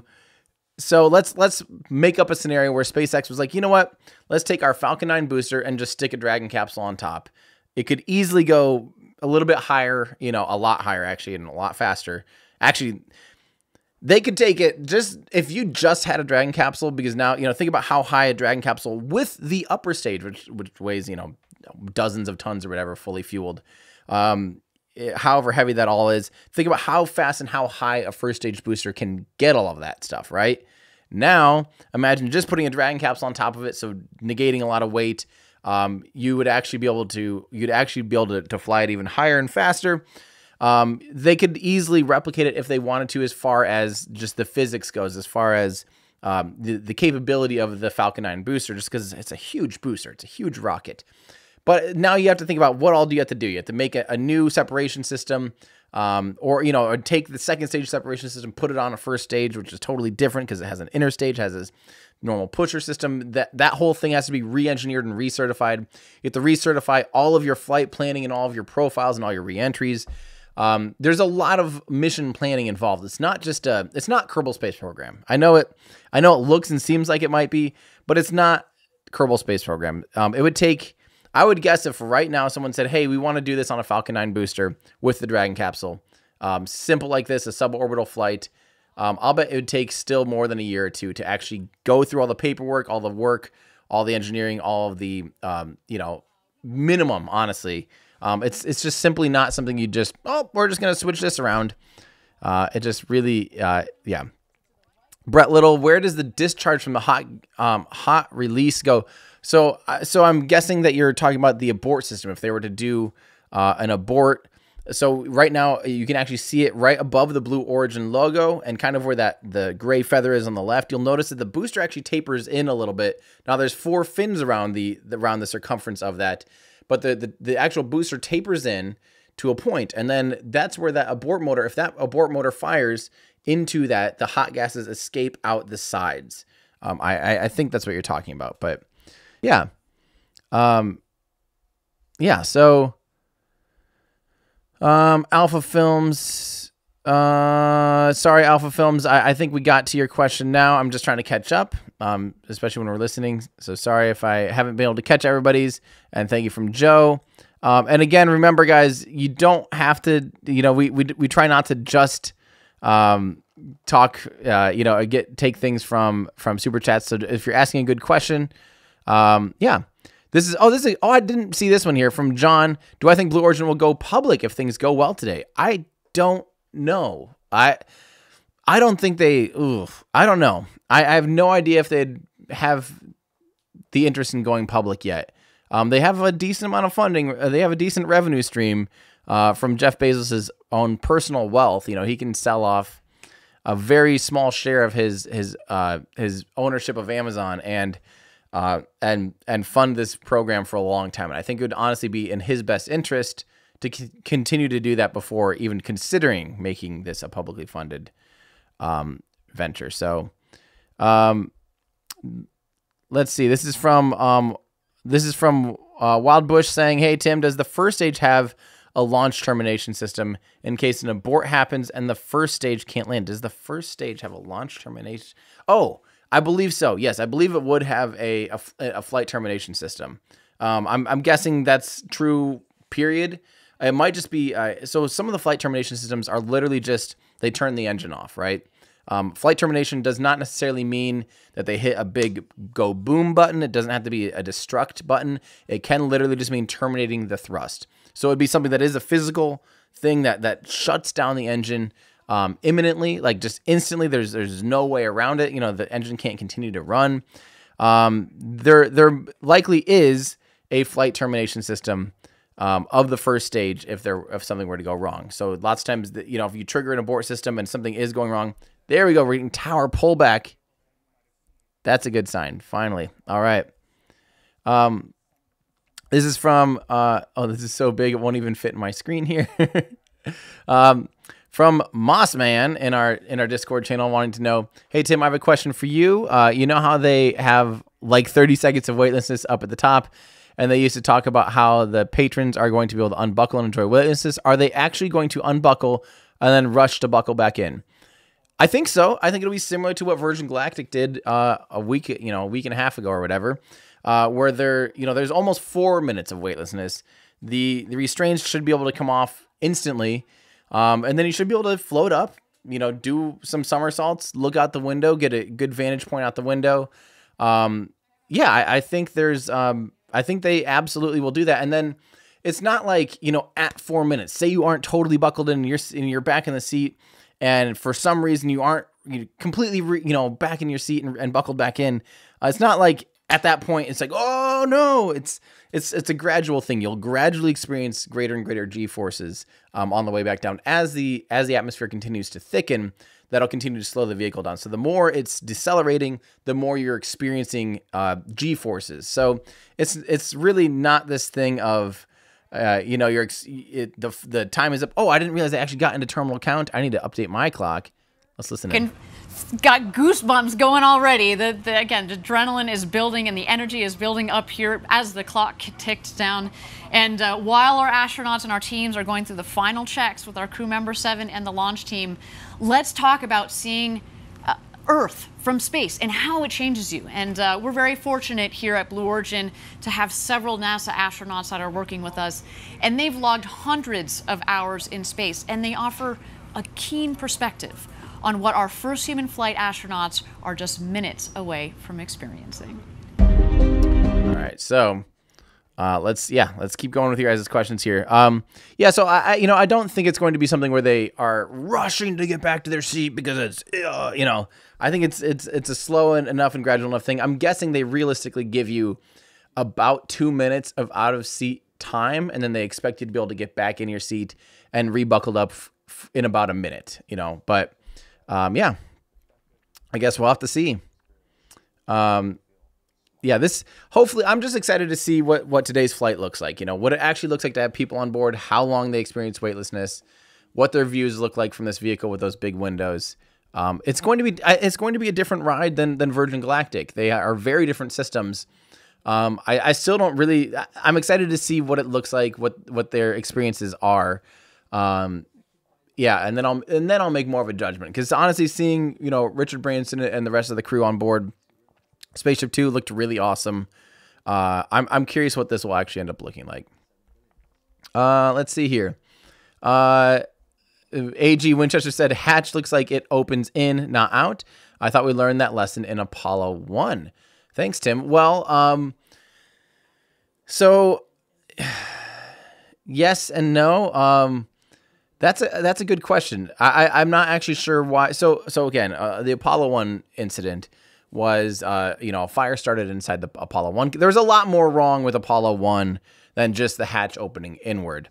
Now there might be a manual, valve release or some way to release pressure, that would allow the door to be able to swing in, under any circumstance. Because that was the biggest thing with Apollo 1, was that because the capsule was, had caught fire, the pressure was increasing inside of that sealed pressure vessel. So you were fighting the internal pressure of the vehicle, and you could not open the door. You physically, it was something like, hundreds and hundreds and hundreds of pounds, or half that amount in kilograms, pulling inward, and you just physically couldn't do it under those circumstances. So maybe, it might take something as simple as a giant relief that, you spin open or something, equalizes the pressure, and then you'd have no problem opening the door. I'm not sure. Again, we've learned a lot of lessons, and there's a lot of new ways to do things. I'm sure they've probably figured out something that is safe. So yeah. Let's see here. I'm not familiar with this at all, Nick Perry. I'm sorry, I don't have any comment on this, just because I don't know anything about this at all, about Rocket Lab's labor laws. But could they survive without a New Zealand base? It would be a shame. I don't know. I don't know. They have a lot of infrastructure and things in the U.S. Sorry about that. So we got so caught up in the flight profile and the perspectives from our NASA astronauts. We just caught the tail end there of the go no go poll. But I'm hearing that we're looking good for flight today. So let's get back into that flight profile, Gary, that you were telling us about here. Again, how are they getting up to space, over the Kármán line, the internationally recognized line of space, and then back down here to Earth in West Texas? Okay, so they're going over this, but I speaking of that, I did want to show you this real quick. Tim Severn says, do I have a graphic that shows the size comparison between New Shepard, Falcon 9, Starship? Not that they're competitors, but just for reference, of course. Again, I made that video that came out about a week and a half ago, and we did a size comparison here of at least some of the vehicles that are flying. This is, of course, comparing Spaceship 2, Virgin Galactic Spaceship 2, Blue Origin's New Shepard, which is flying today, comparing it to the Falcon 9. And then you can take the Falcon 9 for reference. Don't forget, the first stage of Starship is about 70 meters, about the same size as the Falcon 9 is in total. And then it's a lot wider. It's 9 meters wide versus the 3.9 meters wide is how wide the Falcon 9 is. So, it's substantially bigger. The Starship is a lot bigger. And that's just the first stage would be, the whole Starship vehicle would be out of this chart. So that gives you a sense of scale. Again, if you guys need to know about these two vehicles, especially the two flying Virgin Galactic Spaceship 2 that flew last Sunday and New Shepard that's flying today, watch this video or read through this article, which is on our website, everydayastronaut.com, New Shepard versus Spaceship 2. We do a deep dive on them so you know everything inside and out, their sizes, how they compare, what the flight profile is like, all of that stuff. We really, really give you guys a deep, deep rundown so you know. Even after watching this flight today, you'll know kind of what to experience or what to expect when you rewatch this. So hopefully that helps you guys. This is Bert. We kind of did talk about exactly this. Couldn't SpaceX do hops like this by strapping a Crew Dragon on a Falcon 9 first stage? Fully usable, proven parachutes, abort system, etc. They could.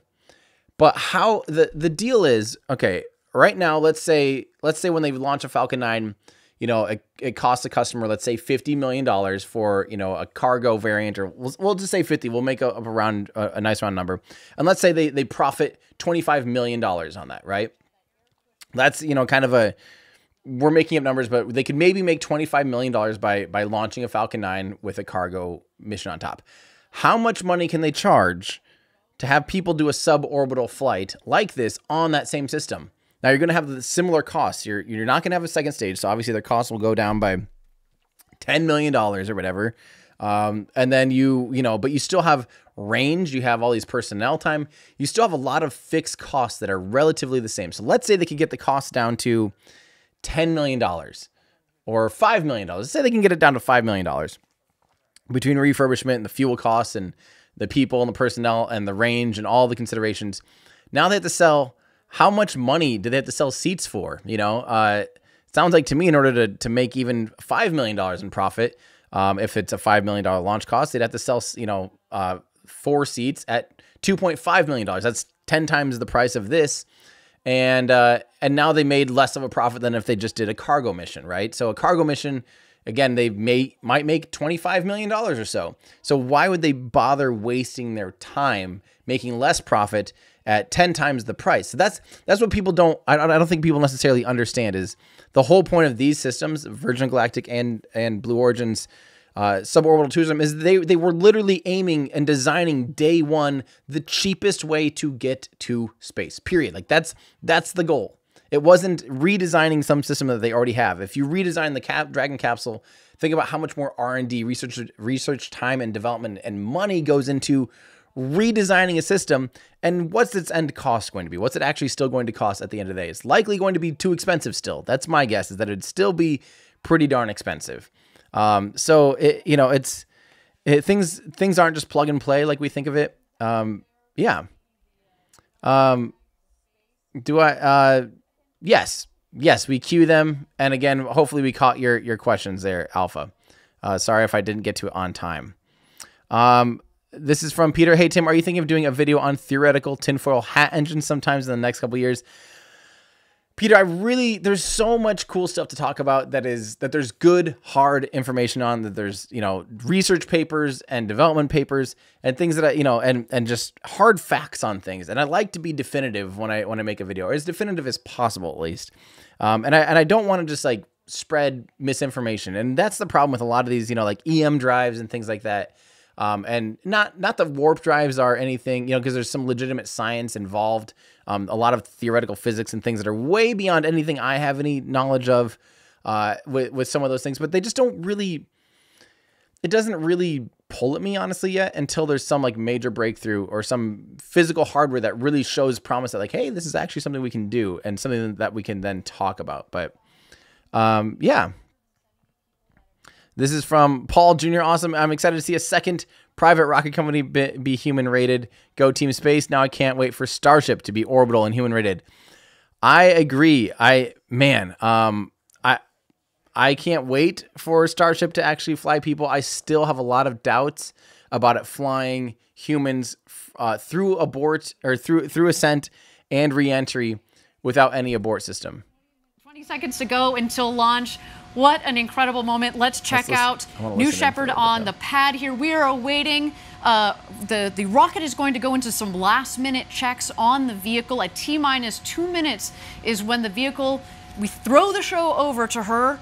It's all on her. It's an autonomous vehicle. But Gary, do you want to talk to us about what are some of those last minute checks that the vehicle is going through and that we're going to see especially on our screen? Right, so as you mentioned, the last 2 minutes are auto sequence, and that is executed entirely by the vehicle itself through an automated checklist. You'll see a couple of things. There will be things that you don't see, such as sensor checks, pressure checks on the tanks, radio checks, all hundreds and hundreds of different checks will be stepped through in this checklist. But what you will see is the hydraulic system spooling up, which will wiggle the engine gimbal as well as the aft fins. They're not only wiggling those surfaces, but they're making sure that there's no stiction and they travel smoothly. Fantastic. And again, we are waiting to see that. You'll be able to see, as Gary said, you don't get to see all of those last minute checks, but we certainly get to see the aft fins So I had a good question here from Duke Ring that I wanted to talk about.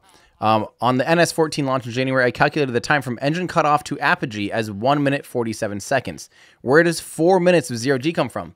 You continue 0G through apogee and through descent until you start to slow down. So again, as engines cut off, you and your reference frame, your vehicle, are experiencing the pull of Earth's gravity. So 9.8 meters per second of force or of acceleration pulling you down. Now, that's going to happen from engine. So at engine cutoff, you're experiencing positive G forces. You're accelerating. And then you're experiencing 0 net acceleration, so 0 Gs. You and your reference frame are both accelerating at the same rate, 9.8 meters per second squared, right? And so the second the engine cuts off, you are experiencing 0 Gs, or weightlessness. Your capsule does that all the way through apogee, through its peak, and then all the way until you go back down until the atmosphere starts to slow the vehicle down, where you begin to experience the bridge is retracting. There's Oliver on the left, Jeff Bezos on the right. Now again, we do talk about that in the video. If you guys need to know about the stuff, check out my video about this rocket, comparing it to Virgin Galactic's vehicle. It's getting close.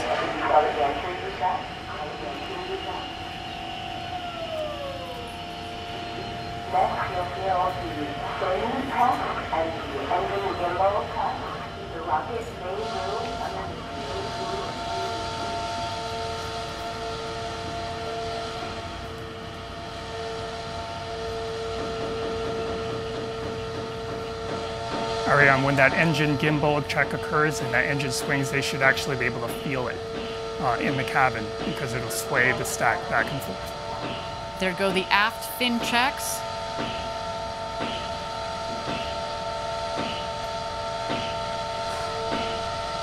There you see the engine gimbal check just peeking out at the base of the rocket.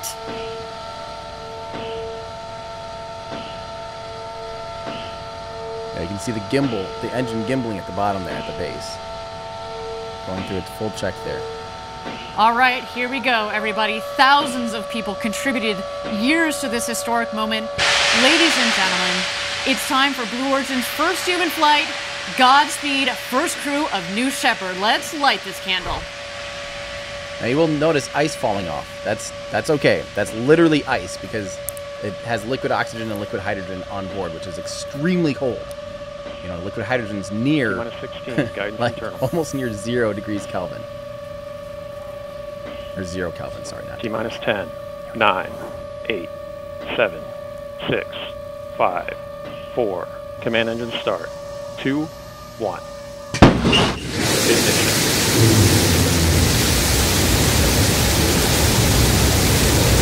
We have liftoff. Shepard cleared the tower. And New Shepard has cleared the tower on our way to space with our first human crew. Go, Jeff. Go, Mark. Go, Wally. Go, Oliver. You are going to space.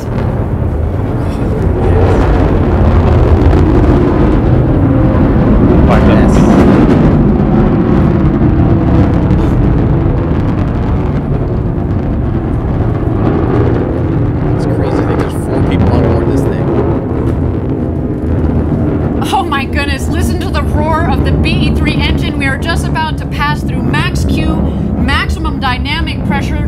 That was when the stresses on the vehicle are at their maximum. Max Q. Max Q is confirmed. Beautiful burn on that BE3 at about 1,000 kilometers an hour for those of you that don't speak America units. Liquid oxygen. and about 10 kilometers in altitude. Not just clean in terms of beautifully performing, but what comes out of it, it's steam, right? Whew. To see the glow of the engine underneath the rocket just under our shoulders, and to know that we've got a crew that is going to space, it just feels different, doesn't it, Gary? It is totally different. You can tell they're pretty speechless. That's cool. All right, you can follow along, of course, the speedometer in the bottom left, the altimeter in the middle of the screen there. They're at about 30 kilometers there. So far appears to be a nominal flight. So we're looking for about 350-ish thousand feet. They're about a third of the way there now. Of course, they're accelerating. All right, coming up here on MECO, main engine cutoff. That will be followed shortly by separation. And at that point, after separation, we're going to let the astronauts unbuckle and take in the freedoms of zero-G. There is MECO, main engine cutoff. A beautiful shot down the New Shepard rocket. Look at that view. Capsule separation now. Unreal. I don't think they're awaiting going to show separation here. Internal views, unfortunately.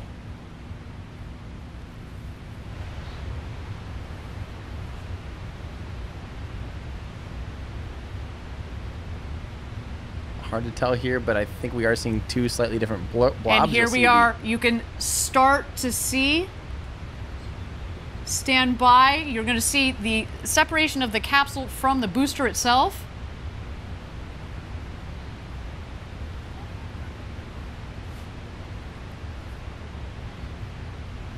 I notice it is still coasting up, so it's at 1,600 kilometers an hour still, and it's about coming up pretty close to 100 kilometers in altitude as well. They're getting real close to that. Oh, wow. He does change you. So you have to look out the window. Holy kid God.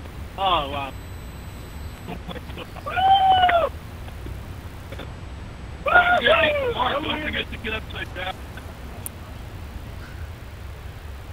Okay, you can now see the two separate. You can see the booster and there and the we capsule. go. Our astronauts have passed the Kármán line at about 328,000 feet, continuing their ascent. You see the two vehicles there.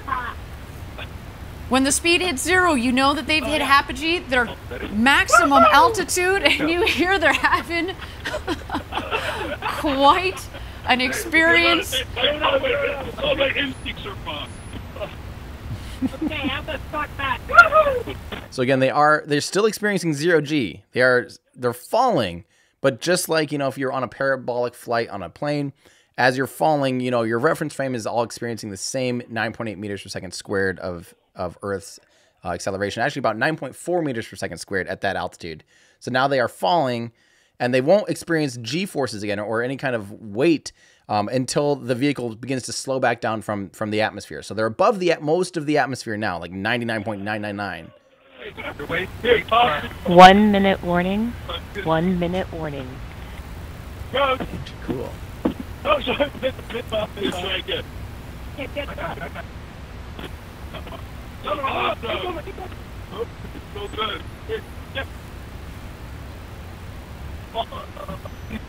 Get that one? Got it. Let's see if I can see the boost. Oh, he wants to see the booster. That's cool. He's looking down to see if he can see the booster. I cannot. Oh, wow. You guys take a moment to look at that. Okay, get it. He's probably too directly below them to see the booster. So that's a shot from the booster on the left. The booster is going to beat the capsule back down because it's heavier, less surface area, more aerodynamic. It will beat the capsule down from space by quite a bit, actually. 2,000 miles an hour. Everybody in? First step, status check. Astronaut Oliver. Oh, wow. Let's go more. Oliver, status check. Oh, sorry. Blue control, Oliver, status perfect. In Copy, astronaut Wally. Wally. Blue control, Wally is in seat. Copy, astronaut demo. Astronaut demo, right by seat. Copy, astronaut Bezos.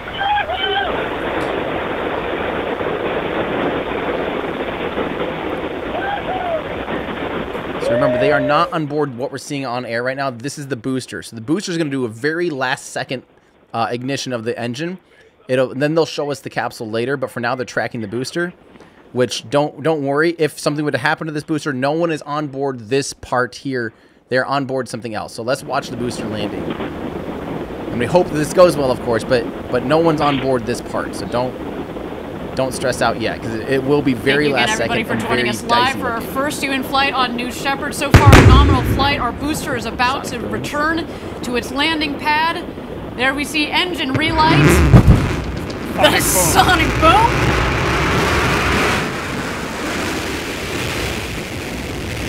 Yes.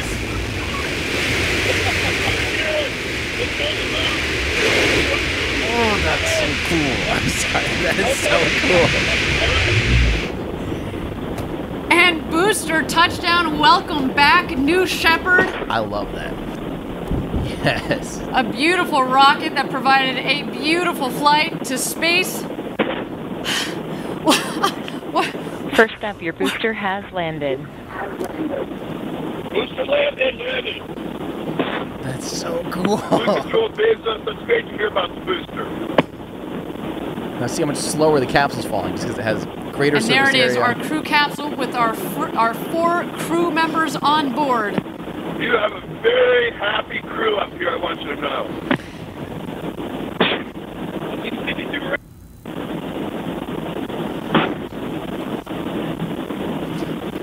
Oh, yeah.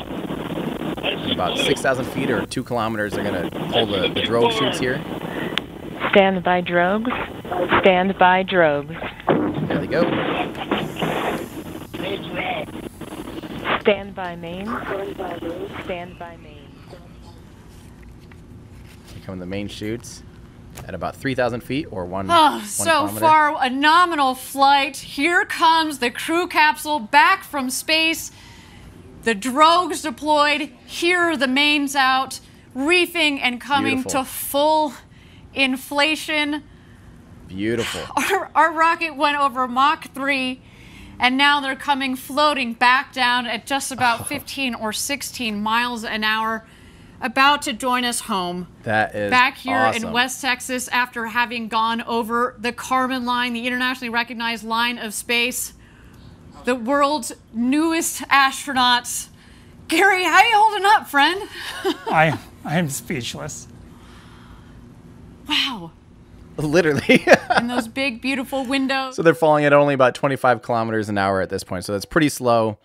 And remember, right before touchdown, you're going to see this big puff of air. It's not because it's landing hard. It's because they fire retro thrusters that will help absorb some velocity and slow it down even more before it touches down. So it touches down super soft, really, really, really soft. But it will look like it's making a big impact crater or something. It's not. That is the retro thrusters kicking up dust. You'll see it right before it hits. You'll see a big, like literally only a second before it lands. So get ready.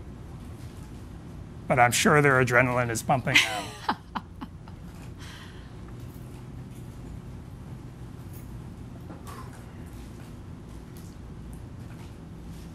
Here we go. Get ready. Again, big puff will be a drone flying in between us and the... Let's go. Big puff of dust from the retro thrusters right any second. And touchdown. Welcome back, New Shepard's first human crew. What a flight. Welcome back to Earth, first step. Congratulations to all of you. Oh, what a day, what a I'm day. surprised he's not like cheering and clapping. People on this capsule, and we're so grateful to everybody who made this possible. Thank you. Blue Control, Oliver, thank you so much for everyone there. It was amazing. It was amazing. Copy, first step. You have a very happy Capcom here as well. Let's do a status check. Astronaut Oliver. Blue Control, astronaut Oliver, status correct. Copy. Astronaut.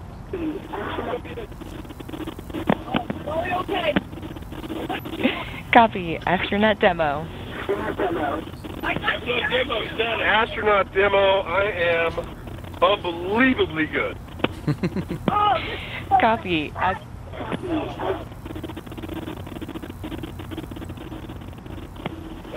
Blue Control, Bezos, best day ever. Copy, everyone. Go ahead and remain in your seats. Crew member 7 is on their way. Shortly, you will hear the capsule off-gassing. I love that you can hear Wally in the background, just like hooting and hollering. That is so funny to me. That's so cool. That's awesome. That's awesome. My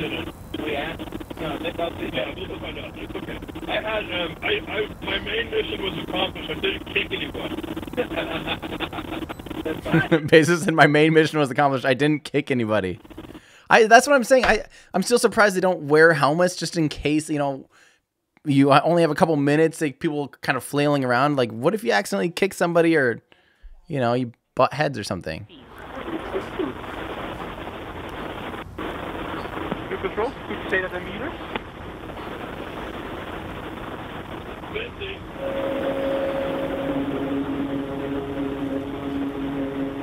So that's the vehicle now equalizing pressure and outgassing it.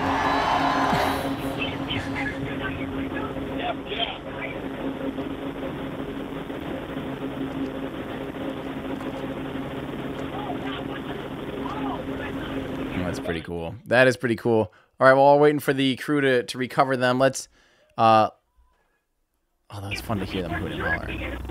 No, I was a helicopters. I was surprised at how easy 0G was. Yeah, it felt very, like, remarkably natural. It did. It's like swimming. Yeah.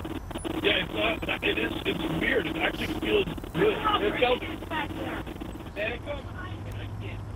That's cool. I like that they're giving us some of that visceral, the live actual reactions of everyone that just witnessed that, because that's something we did not get. Now, I wish they had video on board, but I think I'd almost rather have the audio than the video. The video was pretty choppy with Virgin Galactic. I'm glad that they have the audio inside the cabin like that, because it brings that excitement to us. I thought that was awesome. That is so cool. Let's answer a few more questions from Cody Tran. Is there any progress, even marginal, on New Glenn? Of course. I mean, we don't see a lot of the behind-the-scenes things, you know, a lot of the things that they're working on. And, you know, frankly, there might be a lot of stuff that they've done in the background that we just don't know about. There we go. They're starting to get ready to go retrieve the crew now. But yeah, that's the thing, is we don't know the things that they're working on behind the scenes with New Glenn. Obviously, we know one of the biggest things, of course, is the engines, the BE-4 engines that's going to be powering the next rocket, New Glenn, and also, again, ULA's Vulcan rocket will all be utilizing the BE-4 engine. So, yeah, that's the biggest holdup right now, is getting that engine to run perfectly, getting it certified for flight. That's the biggest holdup. But other than that, you know, we have the progress of the launch pad is basically complete. I think they've made a lot of progress on the fairings and a lot of the body of the vehicle, the fuselage. But yeah, as far as progress, I think BE-4 is the thing that's kind of currently holding them up, and hopefully they just really invest a lot of time and money into making sure the BE-4 gets shipped out the doors ASAP. Let's see. Sid wants to know, hey, Tim, love your work. Do you think space tourism with spacewalk is possible in the near future? I think so. I don't see any reason why not. Obviously, it's a lot. That would take more training. Like, there'd have to be a lot more substantial training and behind the scenes work in order to do spacewalks with space tourism. Now, I do think that the Dragon capsule. The biggest deal with the spacewalk, though, is these capsules are not designed. They don't have an airlock. They don't have a place. This obviously no chance, because you're only going to have 4 minutes of weightlessness. You're not going to leave the capsule and come back in. But even say the Dragon capsule does not have an airlock, so you're not going to be able to, get inside of the airlock, depressurize it, open up a hatch. Of the Dragon capsule, if you open up the hatch, you'll expose the entire cabin to the vacuum of space. You'd have to depressurize the entire cabin, so everyone on board would have to have spacesuits. That's how they did it during the Gemini program. It's not the most elegant solution in the world, and personally, yeah, I do think that you might have someday some tourism spacewalks on the ISS or on, say, like Axiom Space Station or something like that. But yeah, what were they saying? Jeff, thumbs up.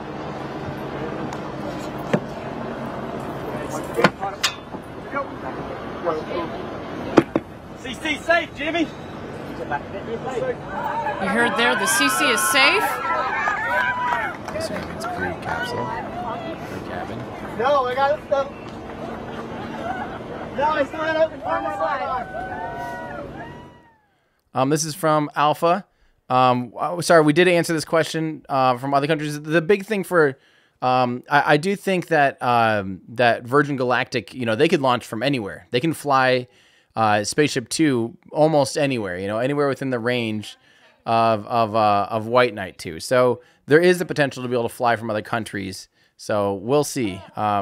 We'll see if it does. It might not make sense to financially. It might make more sense to fly your crew, you know, to the launch site as opposed to trying to move your launch site or fly your vehicle to another country, though. So we'll see. You know, at this point, I really think that, frankly, it just makes most sense to fly your crew to where there's already the personnel, the pads, all the infrastructure, the range, all of the considerations, the communications, even like all of those things. I think it probably makes most sense to do it from a set location and not try to move that around.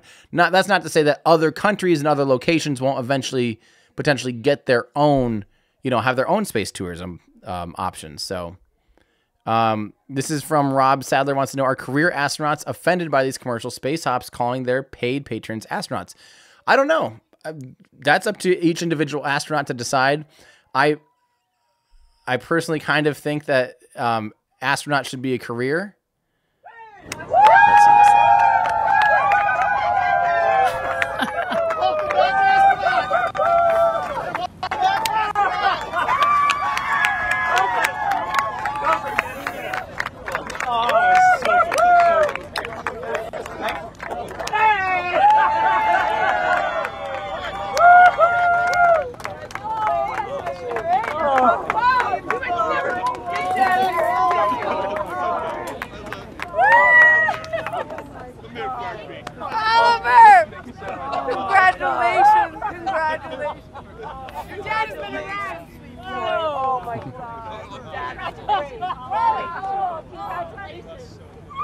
I think Oliver's dad's emotional.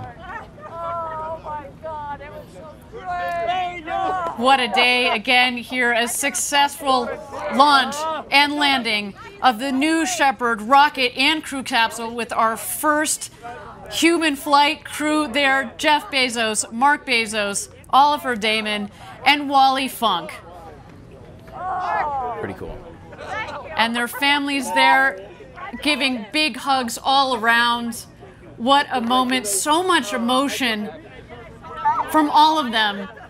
The elation. Did you see Wally? Did you see Wally when she came out? You know, this I told you she was probably going to do a summer, you know, cartwheel as she came out of that capsule. So as far as Dear Moon and moon tourism, I can't wait for that either. Do I think that there's a chance of me being picked?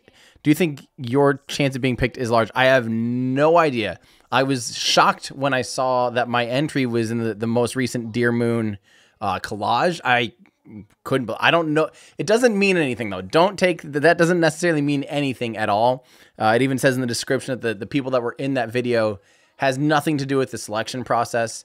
But my heart dropped. My heart leaped. My heart did everything. My heart jumped, leaped. My brain went crazy. I couldn't believe that I was in that video. So I have no idea. At this point, we still have no idea. I don't know anything about the selection process. I have no idea. Whatever happens with Dear Moon will be incredible, though. And I think that will definitely be a big step in space tourism. That'll be a monumental step. Taking humans out to the moon will be pretty substantial. That's awesome, Alex K. Let's see. Who else is really not happy with them showing the actual rocket in such small sections of the screen? I did not come to see the hosts. Well, I'm sorry. I was actually trying to find a pool feed that would have had more shots of the rocket myself. Maybe the next launch will have that more available. So, so Brett Little, how cute do I think this launch is compared to SpaceX's launch?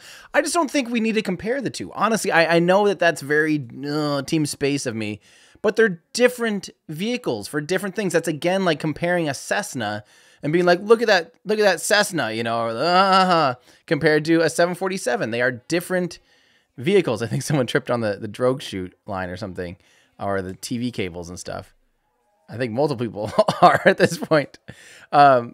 Here comes the champagne. But you know, they are different vehicles for different purposes. They did not design this vehicle to compete with the Falcon 9. They are designing New Glenn to compete with the Falcon 9 and Falcon Heavy. But this vehicle, I just don't get the point. I don't get the point in comparing. They serve totally different purposes. Again, I think it's similar to being like, haha, sitting inside of a 747 and looking down on a Cessna and laughing at it, being like, how silly of a plane. It's like, that plane serves a purpose. That plane serves a different purpose than the people on board this plane, right?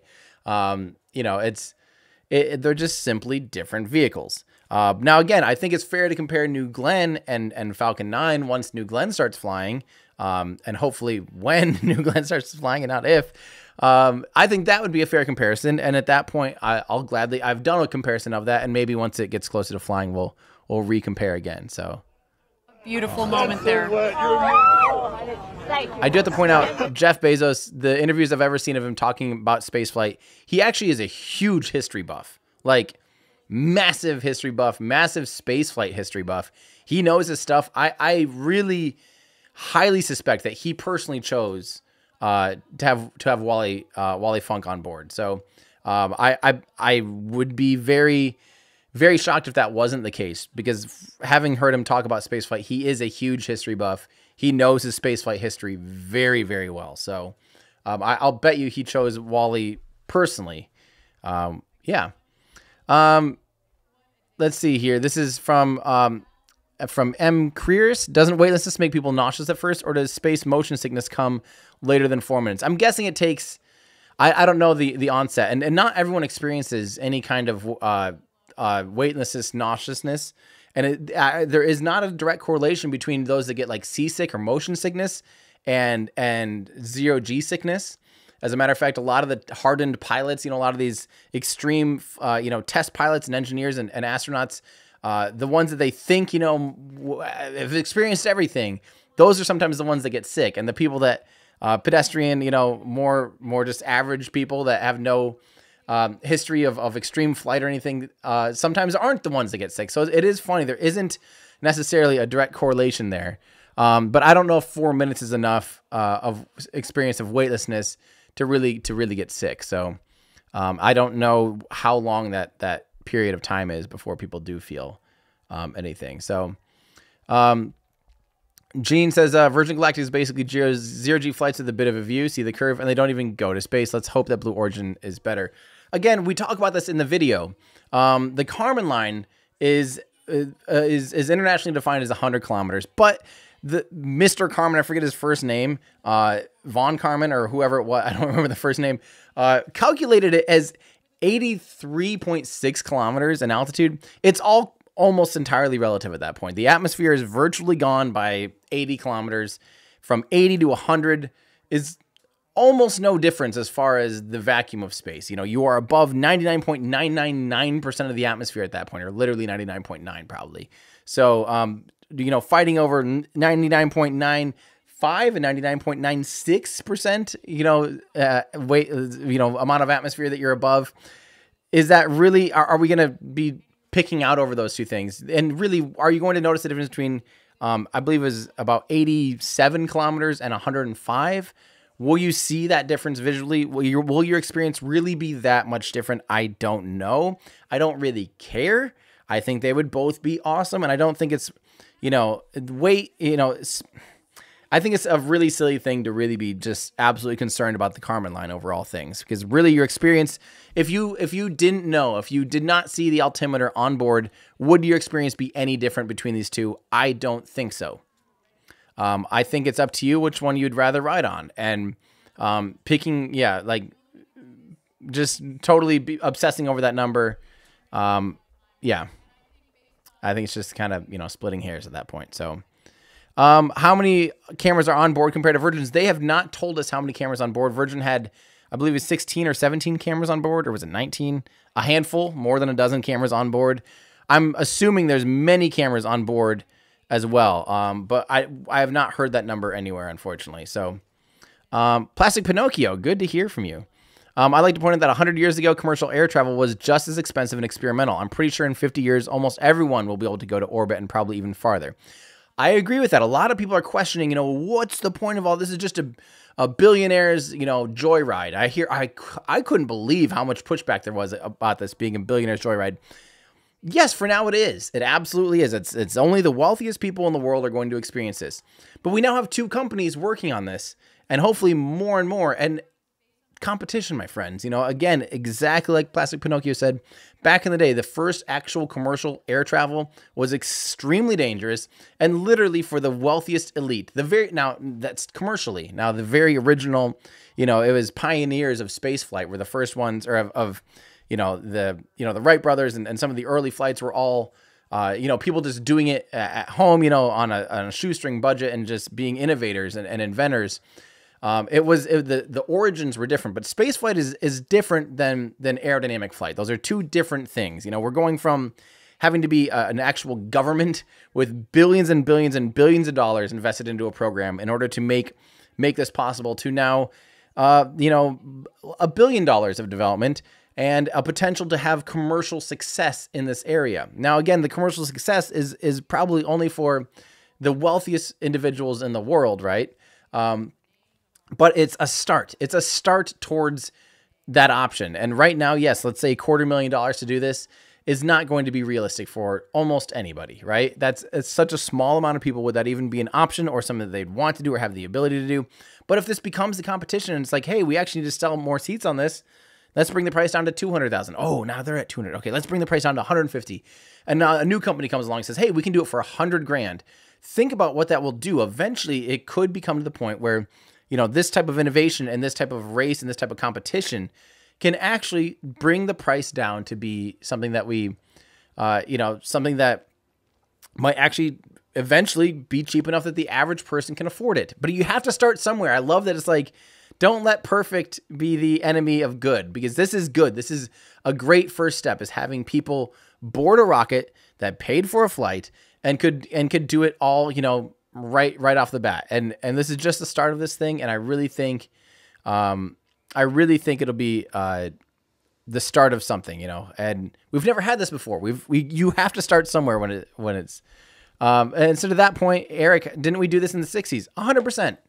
We have flown humans above the Kármán line since the 60s. It's still ironic to me that the first person in space, Yuri Gagarin, actually went into orbit, and the United States had 2 flights that were suborbital with Alan Shepard and Gus Grissom before they went to orbit with John Glenn. But it's unique because this was all privately funded. All of this was privately funded. This is something that think about if you were in the 1960s and you were a kid saying, I want to buy a seat on top of that Mercury capsule and ride a Redstone into space.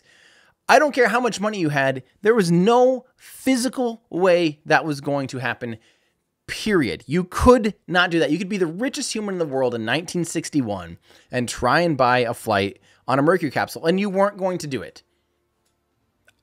I don't care. There is no option.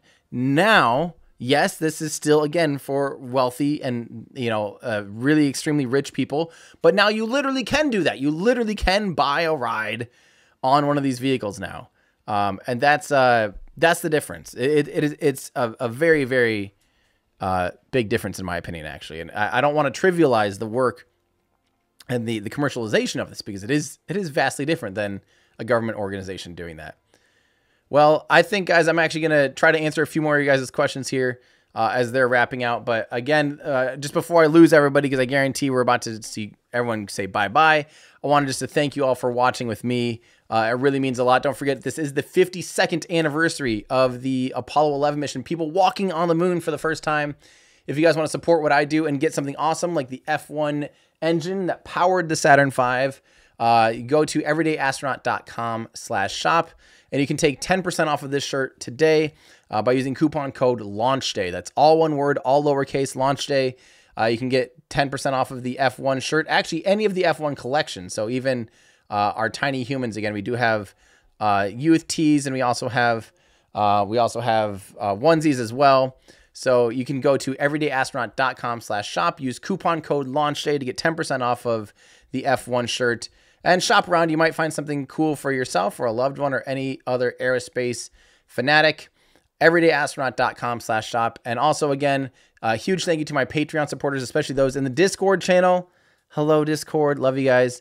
If you want to help support what I do, especially as I continue just to really hone in on what's going to be my biggest, hardest video I've ever made in my entire life by tenfold, the entire history of the Soviet rocket engines and the Soviet program. This has been almost 2 years in the making. A lot of behind the scenes work that is like, it's really frustrating because there's a lot of pressure to put out videos like every week, or, you know, a lot of people put out content extremely frequently, but I really believe in the long-term success and long-term importance of documenting and really trying to chronicle the entire history of the Soviet rocket engines, because it's insane. It's really, really, really been hard. I think it's going to be super worth it. But if you want to support what I do, because a lot of it's not what you're seeing right now, it's a lot of behind the scenes stuff and getting ready for things like the super heavy booster launch and the all-up orbital launch of Starship. If you want to just help me continue to do what I do and help our team make awesome website articles and things like that, consider becoming a Patreon supporter by going to patreon.com/everydayastronaut. It all makes a world of difference. Again, you can get access to our Discord channel and some exclusive live streams and some fun things like that too. So again, patreon.com/everydayastronaut really, really means a lot to me. So let's get back to a couple of your guys' questions, and then I'm going to wrap it up for the day so I can get back to trying to finalize. Again, I'm finally like almost close to closing in on the KS-50 Lilliput, how it related to the RD-110, which never test fired, how that injector got put into the ED-140, and how that eventually became the basis for the RD-107, the most prolific rocket engine in history. I'm really excited to get back into that. So that being said, let's answer a few more. So Denzel, wouldn't spaceships Starship Earth-to-Earth destroy Blue Origin and Virgin Galactic?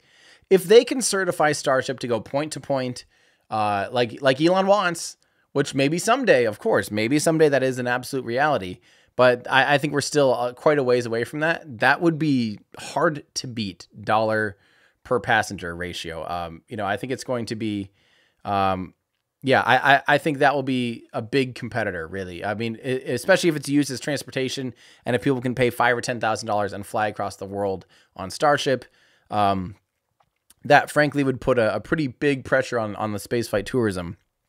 But in my opinion, that'll be at least 10 years away. This is awesome from Trev Lenhart. Hi, Tim. Any plans to be at Ragbri next week? Any chances of seeing a normal cycling jersey appear in your store someday? That's awesome. First off, have a great ride if you are going to be doing Ragbri. Ragbri is the Register's annual great bike ride across Iowa. It's a bike ride that starts in the western side of Iowa and goes all to the east side of Iowa. It's a good like 350 to 400 miles or so 600-ish kilometers. It's actually going right through. It's going through Waterloo even, so it'd be really close to home for me. Unfortunately, I'm probably still out of town as it's going through. I will actually be spending some time in a recording studio this upcoming week, or starting tomorrow actually, for about a week. So going to be producing and doing drums for a band in Nashville, and I'm really excited. It's my friend's band, and it's a music project that we've kind of been working on in the background for a little bit of time. He's been working on a lot on it. It's called Glass Age, and it's going to be really fun. So I'll be actually in a studio in Nashville for a bit of time, but then I'm going to get back to work. So we'll see if it overlaps. If I get back in time for Ragbri, I will likely go down and hang out, but we will see. Let's see. This is from Tori Bruno's Cowboy Hard Hat. Hey, Tim, watching from a kayak while fishing in the Intercoastal. Let's go, Team Space. That's awesome. That's really cool. Just imagining fishing and watching a rocket launch. The world is an amazing place. John wants to know where I get these awesome rockets. What company's artist is my favorite?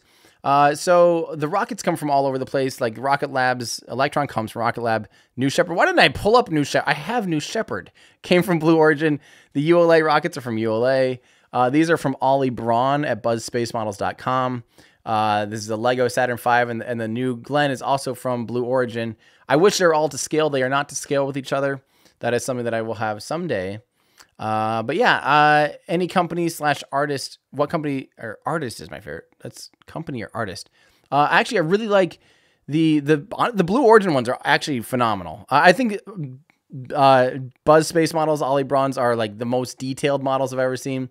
But these the new Shepard one is really cool. It has a lot of nice details that I really like. So pretty big fan of those models. But I hopefully will have a full set of to scale ones someday. But we will see. This is a good one from Ruhal saying, how about someone fly both to see which is better? I like that idea. I'm sure it'll happen someday. Maybe MKBHD or some like tech reviewer could do a review of both systems and see which one they like better. Thank you so much to Kavish, and we have a new membership from Mr. Vanos. And thank you so much, Diane, for your generous support. What is the shortest time anyone has been above the Kármán line? This might be it, actually, because they were only above the Kármán line for maybe a minute and a half or so. That might be a new record, actually, for the shortest amount of time anyone spent above the Kármán line. It would be a really, I'm almost guarantee it, because again, Grissom's and Shepard's flight, suborbital flights were just almost twice as high above the Kármán line, and on a little bit more of a parabola. I'm guessing that they spent 4 or 5 minutes above the Kármán line. Yeah, we'll see. Yeah, way to go, Wally. Again, I'm so excited for her. I can't wait to see interviews of her talking about her experience. That has to be awesome. Happy Feet says, astronaut should be named someone that goes over the Kármán line and completes at least one orbit. What is your opinion on the statement? I don't think you need to go orbital. I don't think you need to be orbital to be considered an astronaut. If we're defining an astronaut as someone that is in space, right? And you are in space. I mean, by that definition, as an astronaut, if you're inside of a capsule, did you ever experience space? Or if you're inside of the International Space Station, you never go on a spacewalk. Were you ever in space? Because you're really just inside the environment of that habitat or inside that capsule, inside that spacecraft. Are they astronauts? If you're doing an EVA and you're inside of a spacesuit, none of you is still touching space. Are you in space? Or are you inside? You know what? It's like, how far are we going to go with that like restriction of what is considered space, what is considered an astronaut? I do, however, think that there should be a different name though for space tourists, in my opinion. If you literally are just riding and you're going up to space and you're coming back down in 5 minutes, I think there should be a different name. I don't think it should be the same type of astronaut. Yeah, I think astronaut should be, personally, I think it should be a career, or someone that is either getting paid or having some kind of task at hand in space. So by that definition, though, actually, the entire crew of Virgin Galactic, especially like I know Sarisha, she had tasks. She was actually doing work, and I think when Kelly Girardi goes, she's going to be doing work. Those people actually, and I think everyone else on the crew of Spaceship Two, they actually were all professional astronauts. They're actually getting paid to go do this, to work on things and work on the experience and things like that. And in that sense, I think I don't know. It becomes really difficult. Is it if you're a career astronaut? Is it if you're doing tasks? Is it if you're staying in space for more than some arbitrary amount of time or in orbit? I don't know. I don't know. This is a lot of open-ended questions there. Music Wolves, do they have to depressurize the capsule before reopening the door? Yes, I believe they have to match pressure, either depressurize or repressurize, actually, because it might have slightly lower pressure than sea level. They might actually, when they seal the cabin in the first place, they might actually lower and vent out gas so that it might be something like 0.6 bar. That way you don't have as much pressure differential between the inside of the cabin and the outside. You don't have to worry as much about how much pressure the PSI or how much pressure the inside of the hull is exerting on the exo, on the actual pressure vessel against the vacuum of space. So the lower the pressure is internally, the less you have to worry about that. That's why the International Space Station, I believe, is below like 0.5 bar. Someone correct me if I'm wrong, but I'm pretty sure it's fairly low. Yeah. Thank you to Ken Cook, and who also became a member. Matt, that's awesome. I don't exactly know what that means, but thank you very much. Thank you very much, Ken, again. I really appreciate you saying thank you. This is from Kaylee Crow. My little brothers are 17, and Oliver reminds me a lot of them, making me emotional. Kids with dreams are the future. Also, Wally is adorable. I absolutely agree, Kaylee. I thought it was really fun just seeing it was fun to hear them, hear their thoughts, and hear their hoots and hollers, and the fun that they did have. I'm really glad it all went well today. That was huge. So, yeah.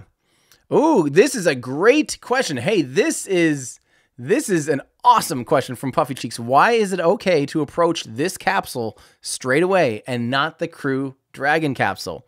So notice the Crew Dragon capsule, they had to have someone go out, sniff it, make sure there weren't any toxic things.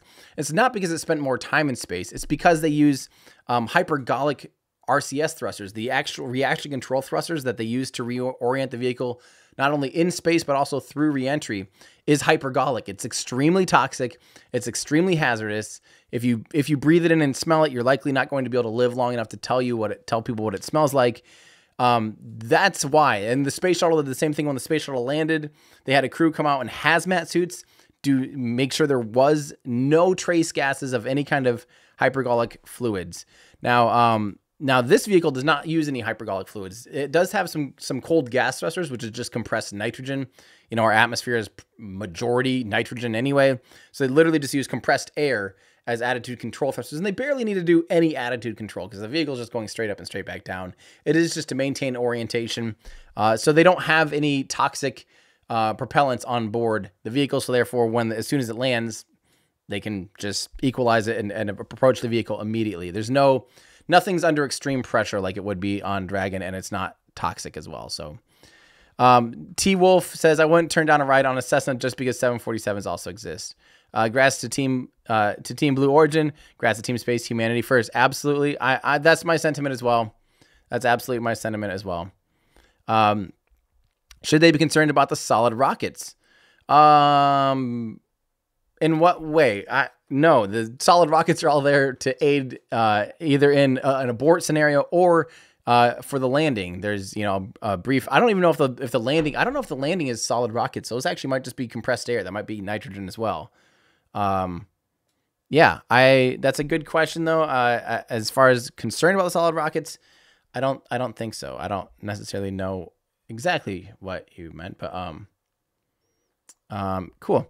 Matt Horkin says you can rent a ride in a Soviet era MiG 31 2-seat Interceptor for much cheaper and get 99% of this experience, but for hours instead of minutes. Yeah, Matt, I know what you mean. I know what you're saying. But even if you can go 50 kilometers, I mean, sure, yeah, but it is different to me. To me, it's quite a bit different. To have 4 minutes of weightlessness is quite a bit. Yeah. I don't know. Yeah. This is from Mirtha LaFour. Why is the video feed and especially audio quality so chunky with 4G, 5G, and general communication technology? You'd think it'd sound better. Honestly, having done live streams now for several years and just dealing with any kind of wireless system, any kind of distance, any kind of compression, any kind of gain from this to that, I can tell you it's honestly really, really, really hard. And my guess is it doesn't sound like they were using too many times the actual Capcom communications from inside the capsule. It did sound like it was an ambient mic inside the capsule. As you notice, when people were talking, you could kind of hear everything, all the clunks and all the people chattering. You weren't necessarily hearing like a close-up mic, like a lav that was really close to their mouth. So my guess is the internal cabin, we were just only hearing one mic on air. That mic, what they mic'd and what they put on air might be different than the mic that, they're having in between comms and the vehicle. So Capcom would likely be hearing something different than what we were hearing. And it just depends on what they took to air. Again, there's a lot of conversions and a lot of different things. Yeah. Hey, Tim, thanks for the coverage today. This is from Machining for Mars. Could the trunk on the Dragon capsule be easily converted to an airlock for non-docked EVAs? Short answer, no. Actually, not at all, because you'd have to put a hole in your heat shield. So don't forget, the trunk of the Dragon capsule is connected to the heat shield of the vehicle. The hatch, there's two hatches. There's the docking port on the nose of the Dragon capsule, and there's the main, egress and egress hatch, the one that they get in and out of on the ground. On the side, and that's not designed for an airlock at all. That's just simply a opening. Now, could they maybe make like the trunk sealed and have its own pressure system, then undock from it turn around a dock. Now you have to have some kind of station keeping for the trunk. I mean, it wouldn't be an easy thing, and it wouldn't be, and actually, the Dragon capsule really can't free fly without the trunk because that's where its radiators are. It's where its solar power, it gets power from the trunk. So it really shouldn't or can't detach from it and then reattach. I don't know how you'd reattach the radiator lines and reattach the electrical and power supply. So could you easily do it? No. Now don't forget, punching a hole in the heat shield isn't the craziest idea. I mean, it might be crazy, but it's not like it hasn't been thought of before. The Gemini capsule actually had the mole laboratory, which was going to be basically like an upper stage that was a laboratory, like a space station behind the Gemini capsule. And the way you got to it was through the heat shield. So that was kind of an option-ish. But I really don't think it'd be too easy just to make the Dragon trunk into an airlock. But I think it'd be easier to make an airlock or, who knows? Maybe, here's an idea. Maybe they, inside the trunk, I guess, maybe you could have a separate freestanding airlock that you could turn around and dock to. You detach it, you turn around, you dock to it. But again, you actually have to have station keeping on that then. But Nikolay wants to know, why is Dragon's trunk always empty when flying a crew? I don't think it is always empty. Yeah, that was in Discord. I don't think it is always empty. Maybe for DM2 it was, and Crew 1, I don't remember if it was empty. I think they normally do put some things in it. Again, it is pressurized, and the only thing you put in the trunk are things that they're going to be keeping in space. So things that they're attaching to the International Space Station, such as those new solar panels or new batteries or a new airlock or things like that go inside of the trunk. So it just depends on what's necessary, what's needed, and what's flying up to the International Space Station at the time. Sarian says, we should consider the cost of early computers. These greedy billionaires are subsidizing research that will let us get cheaper travel. Absolutely. You're absolutely right. Yep. You gotta start somewhere. You have to start somewhere. I love it. It's like people expect to just be able to start up and it should be cheap enough for everyone, or else don't do it at all. It's like, how do you get it cheap enough for everyone if you don't start somewhere, if you don't start with the billionaires? Yeah, that's a good point. Dalcott, which one would you choose between Virgin Galactic and Blue Origin for your space tourism flight? I like the safety and redundancy of New Shepard. I think it looks like a very safe, reliable option, period. Like full stop, it looks really reliable, right? Virgin Galactic looks like almost more of an experience. I feel like it's more of an event. You have more lead up to it. You have more time to soak in the ride down. I don't know. They're both different. Something about New Shepard just seems, it'd be so short. I don't know. I don't know yet. Well, I think I need like a month to let it all soak in, really. But we will see. And then I'll get back to you. Duke Ring, is it okay to call falling 0G due to frame of reference? They are accelerating downward. Yes. If an elevator cable snaps, is that also 0G? Of course. Duke, yes. If falling is 0G, you're accelerating. So they are accelerating downward. Yes. So that's, again, think about, those 0G flights on a like a L1011 or whatever. You're experiencing weightlessness during the whole parabola, all, starting from up through Apogee and as you go downward until the vehicle starts to pitch out of it, until you start to, pitch out of it and stop following your trajectory. So yes, of course, here's the deal. You're falling downward. Now, normally if you fall downward, like in an elevator, the elevator will reach terminal velocity and be decelerating from air resistance still, unless you're in a tube that all the air is sucked out of. If you're in a car, a cable car, in an elevator, and the cable snaps, don't forget it will be experiencing deceleration from the atmosphere, from aerodynamic drag. That elevator won't just free fall. It won't be in space, right? It still will be going slowly, and actually will be riding a cushion of air because the elevator shaft, a lot of the air can't get out of the way. So you'll be decelerating. So you won't experience weightlessness unless, now let's say they pulled the cables down and actually accelerated you through the shaft at 9.8 meters per second squared, and you and everything else were moving at the exact same relative speed and experiencing the same amount of 0G. Sure, then that elevator shaft would give you weightlessness, proper weightlessness. It might only be half of a second, but that's what this is. It's basically a giant elevator shaft that has no air resistance, so it's not going to be slowing you down until it gets into the lower portions of the atmosphere. So that's the whole deal, is are you accelerating at the same rate as your environment? That's when you experience weightlessness. Now, again, even if an elevator is falling, you are still being pulled at 9.8 meters per second squared, or, relatively 9.8 meters per second squared. And if an elevator is falling, it probably will never reach, maybe for the very first half a second, it might hit 9.8 meters per second squared, but again, because there's air and there's atmospheric drag, it'll slow down pretty quickly, and it might start only falling at 4.5 meters per second squared for a bit of time until it actually will hit terminal velocity, and its net acceleration will be 0, and you'll actually still experience 9.8 meters per second squared of acceleration. So you'll still experience 1G as the vehicle's falling. Sorry, that's a super long rant. But yeah, it's different. It is very different.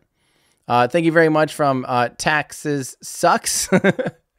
This is from Jinto. Did they wear pressure suits for blood circulation like fighter pilots? I don't think so. I don't think those are any kind of pressurized or semi-pressurized suits.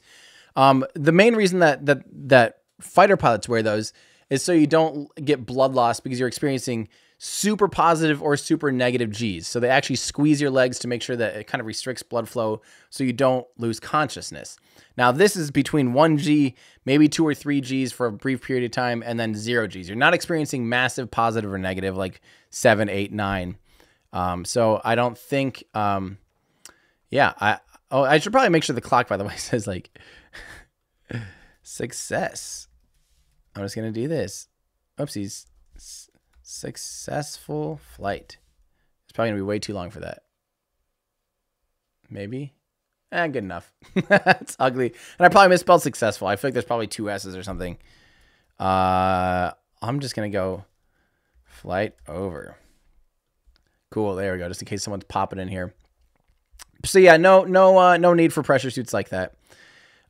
Voice tube 0G question. I understand that folks in the ISS are only weightlessness because they are falling around the Earth.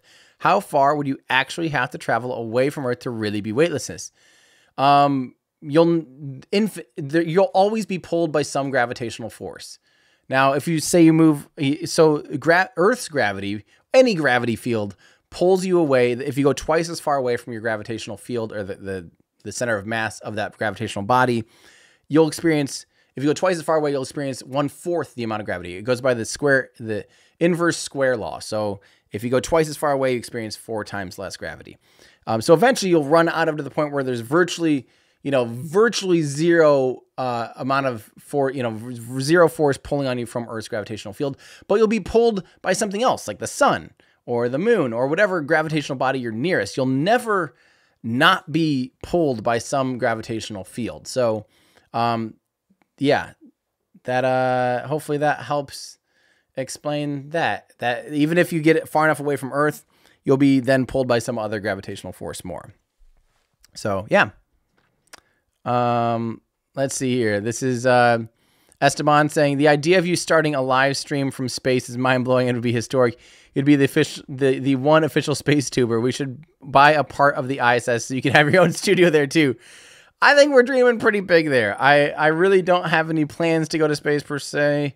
But yeah, that would be insane. I mean, someday that will be a thing. Someday there will literally just be people living in space, and there'll be full-time space YouTubers that are just. That's not really my goal. It's not really something that I strive. 2 years ago I didn't want to go to space at all. Now seeing commercial space flight, I'm starting to get the bug a little more and starting to see it as a potential option. But really, my goal and what I like to do is to try to break things down and explain things. And I don't necessarily think I would do a better job at doing that in space than I would here. It'd likely be actually a lot harder and a lot more challenging. And just technically it'd be a lot more difficult to produce videos in space. I'd rather, I think I have a hard enough time producing videos down here because it just takes so long. So yeah, but that's definitely pretty aspirational. Thank you to these people as well. Astro Tourist, I think is a pretty good name. I think that's not a bad idea. This is from Dalcott. Why do you think Blue Origin is going with liquid hydrogen for their BE3 and BE3Us? I think they wanted to practice hydrogen using hydrogen and offloading and loading hydrogen and all the difficulties of hydrolocks, it's very difficult to work with. By practicing it on New, they kind of talked about that, like this is total overkill. New Shepard is total overkill for what they're doing, but it gives them experience with cryogenic propellants and with hydrolocks. So when they start using it on New Glenn, which has a hydrogen-powered upper stage, they have a lot of experience with it, and it's a good choice. It's a great choice for an upper stage. I mean, it's a lot of potential energy. They also briefly mentioned the idea of maybe mining on the moon and producing hydrogen on the moon. That's an option too. So again, yeah, I do think that's why. The X-15 achieved 107.9 kilometers. That's correct. I think there were 2 X-15 pilots that crossed the Kármán line. Yep. And the ones that didn't were still recognized by the Air Force as crossing space because they defined it as 50 miles. So, yeah. Should we call space tourism of such kind as Kármánauts? I think that's pretty cool. Kármánauts would be pretty cool. Yeah, there we go. But now what if you don't cross the Kármán line? Are you a Kármánaut? No. So maybe we still need something that encompasses all. I don't know. I don't want to keep having to define that. Thank you for your entertaining presentation. You're welcome. My pleasure. Could the solid rocket motors be a risk on landing for people who are hanging around the rocket after the flight? Thanks for the stream. Solid rockets are extremely safe, we'll say. Like they are, what's the word? Inert. Like they take a lot to actually get to ignite a solid rocket booster. It takes a substantial pyro charge. Like they don't just spontaneously combust. I mean, Kennedy Space Center literally has those huge SRBs in sections moving around, shipped across the country on a train, fully fueled. Fully fueled, they will ship the SRBs across the country. I'm pretty sure they're fully fueled, right? And they're just so safe. They're so inert. There's so little risk of anything catastrophic happening that they're fine to do that. I talked about the rocket models a little bit earlier. Hopefully you heard it, but yeah, these are from Blue Origin. This is from Rocket Lab. These are from ULA. These are from BuzzSpaceModels.com. That's a Lego Saturn V, and that's also from Blue Origin. Raj, thank you. Keep up. Your site is great, and all of your live feeds are very well produced and informative. By the way, love your model spacecraft too. Thank you.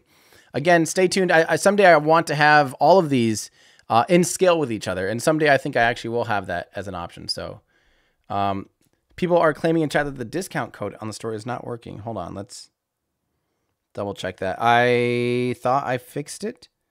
Launch day, all one word. Did I mess up the date again? Because I did that last time. From today. Oh, until 10/18. That's why it didn't take place until, there we go.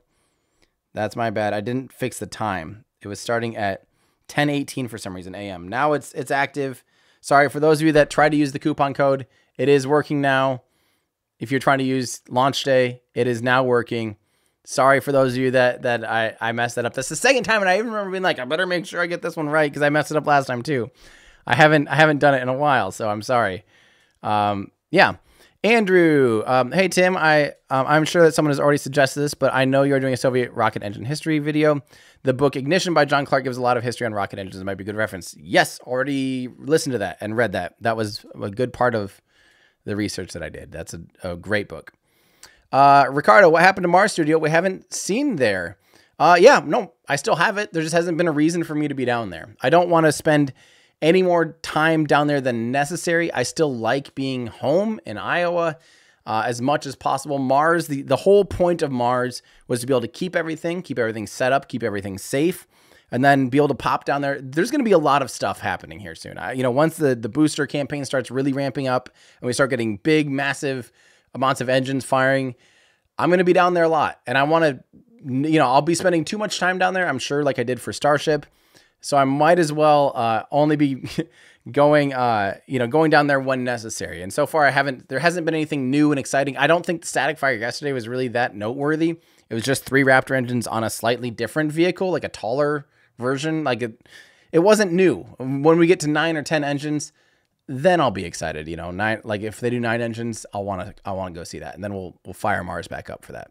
But the point of Mars is not to use it as much as possible. It's to have it there when we need to use it, And what price would, this is from Linus saying, what price would it would it be to have your space station to educate the world about space? How many people would need to watch it to fund it all? It doesn't hurt to dream and just pre-plan. I mean, honestly, if I were to try to make a space station, it'd have to be like the biggest YouTube channel in the world. It'd have to be, you know, literally like hundreds of millions of subscribers, you know, millions of views a day. And it's just, there's just no way. And that's not something that I don't want to live in space. I don't want to live even at the Mars studio all the time. Like I want to live there sometimes. I want to be here as much as possible. I still like home.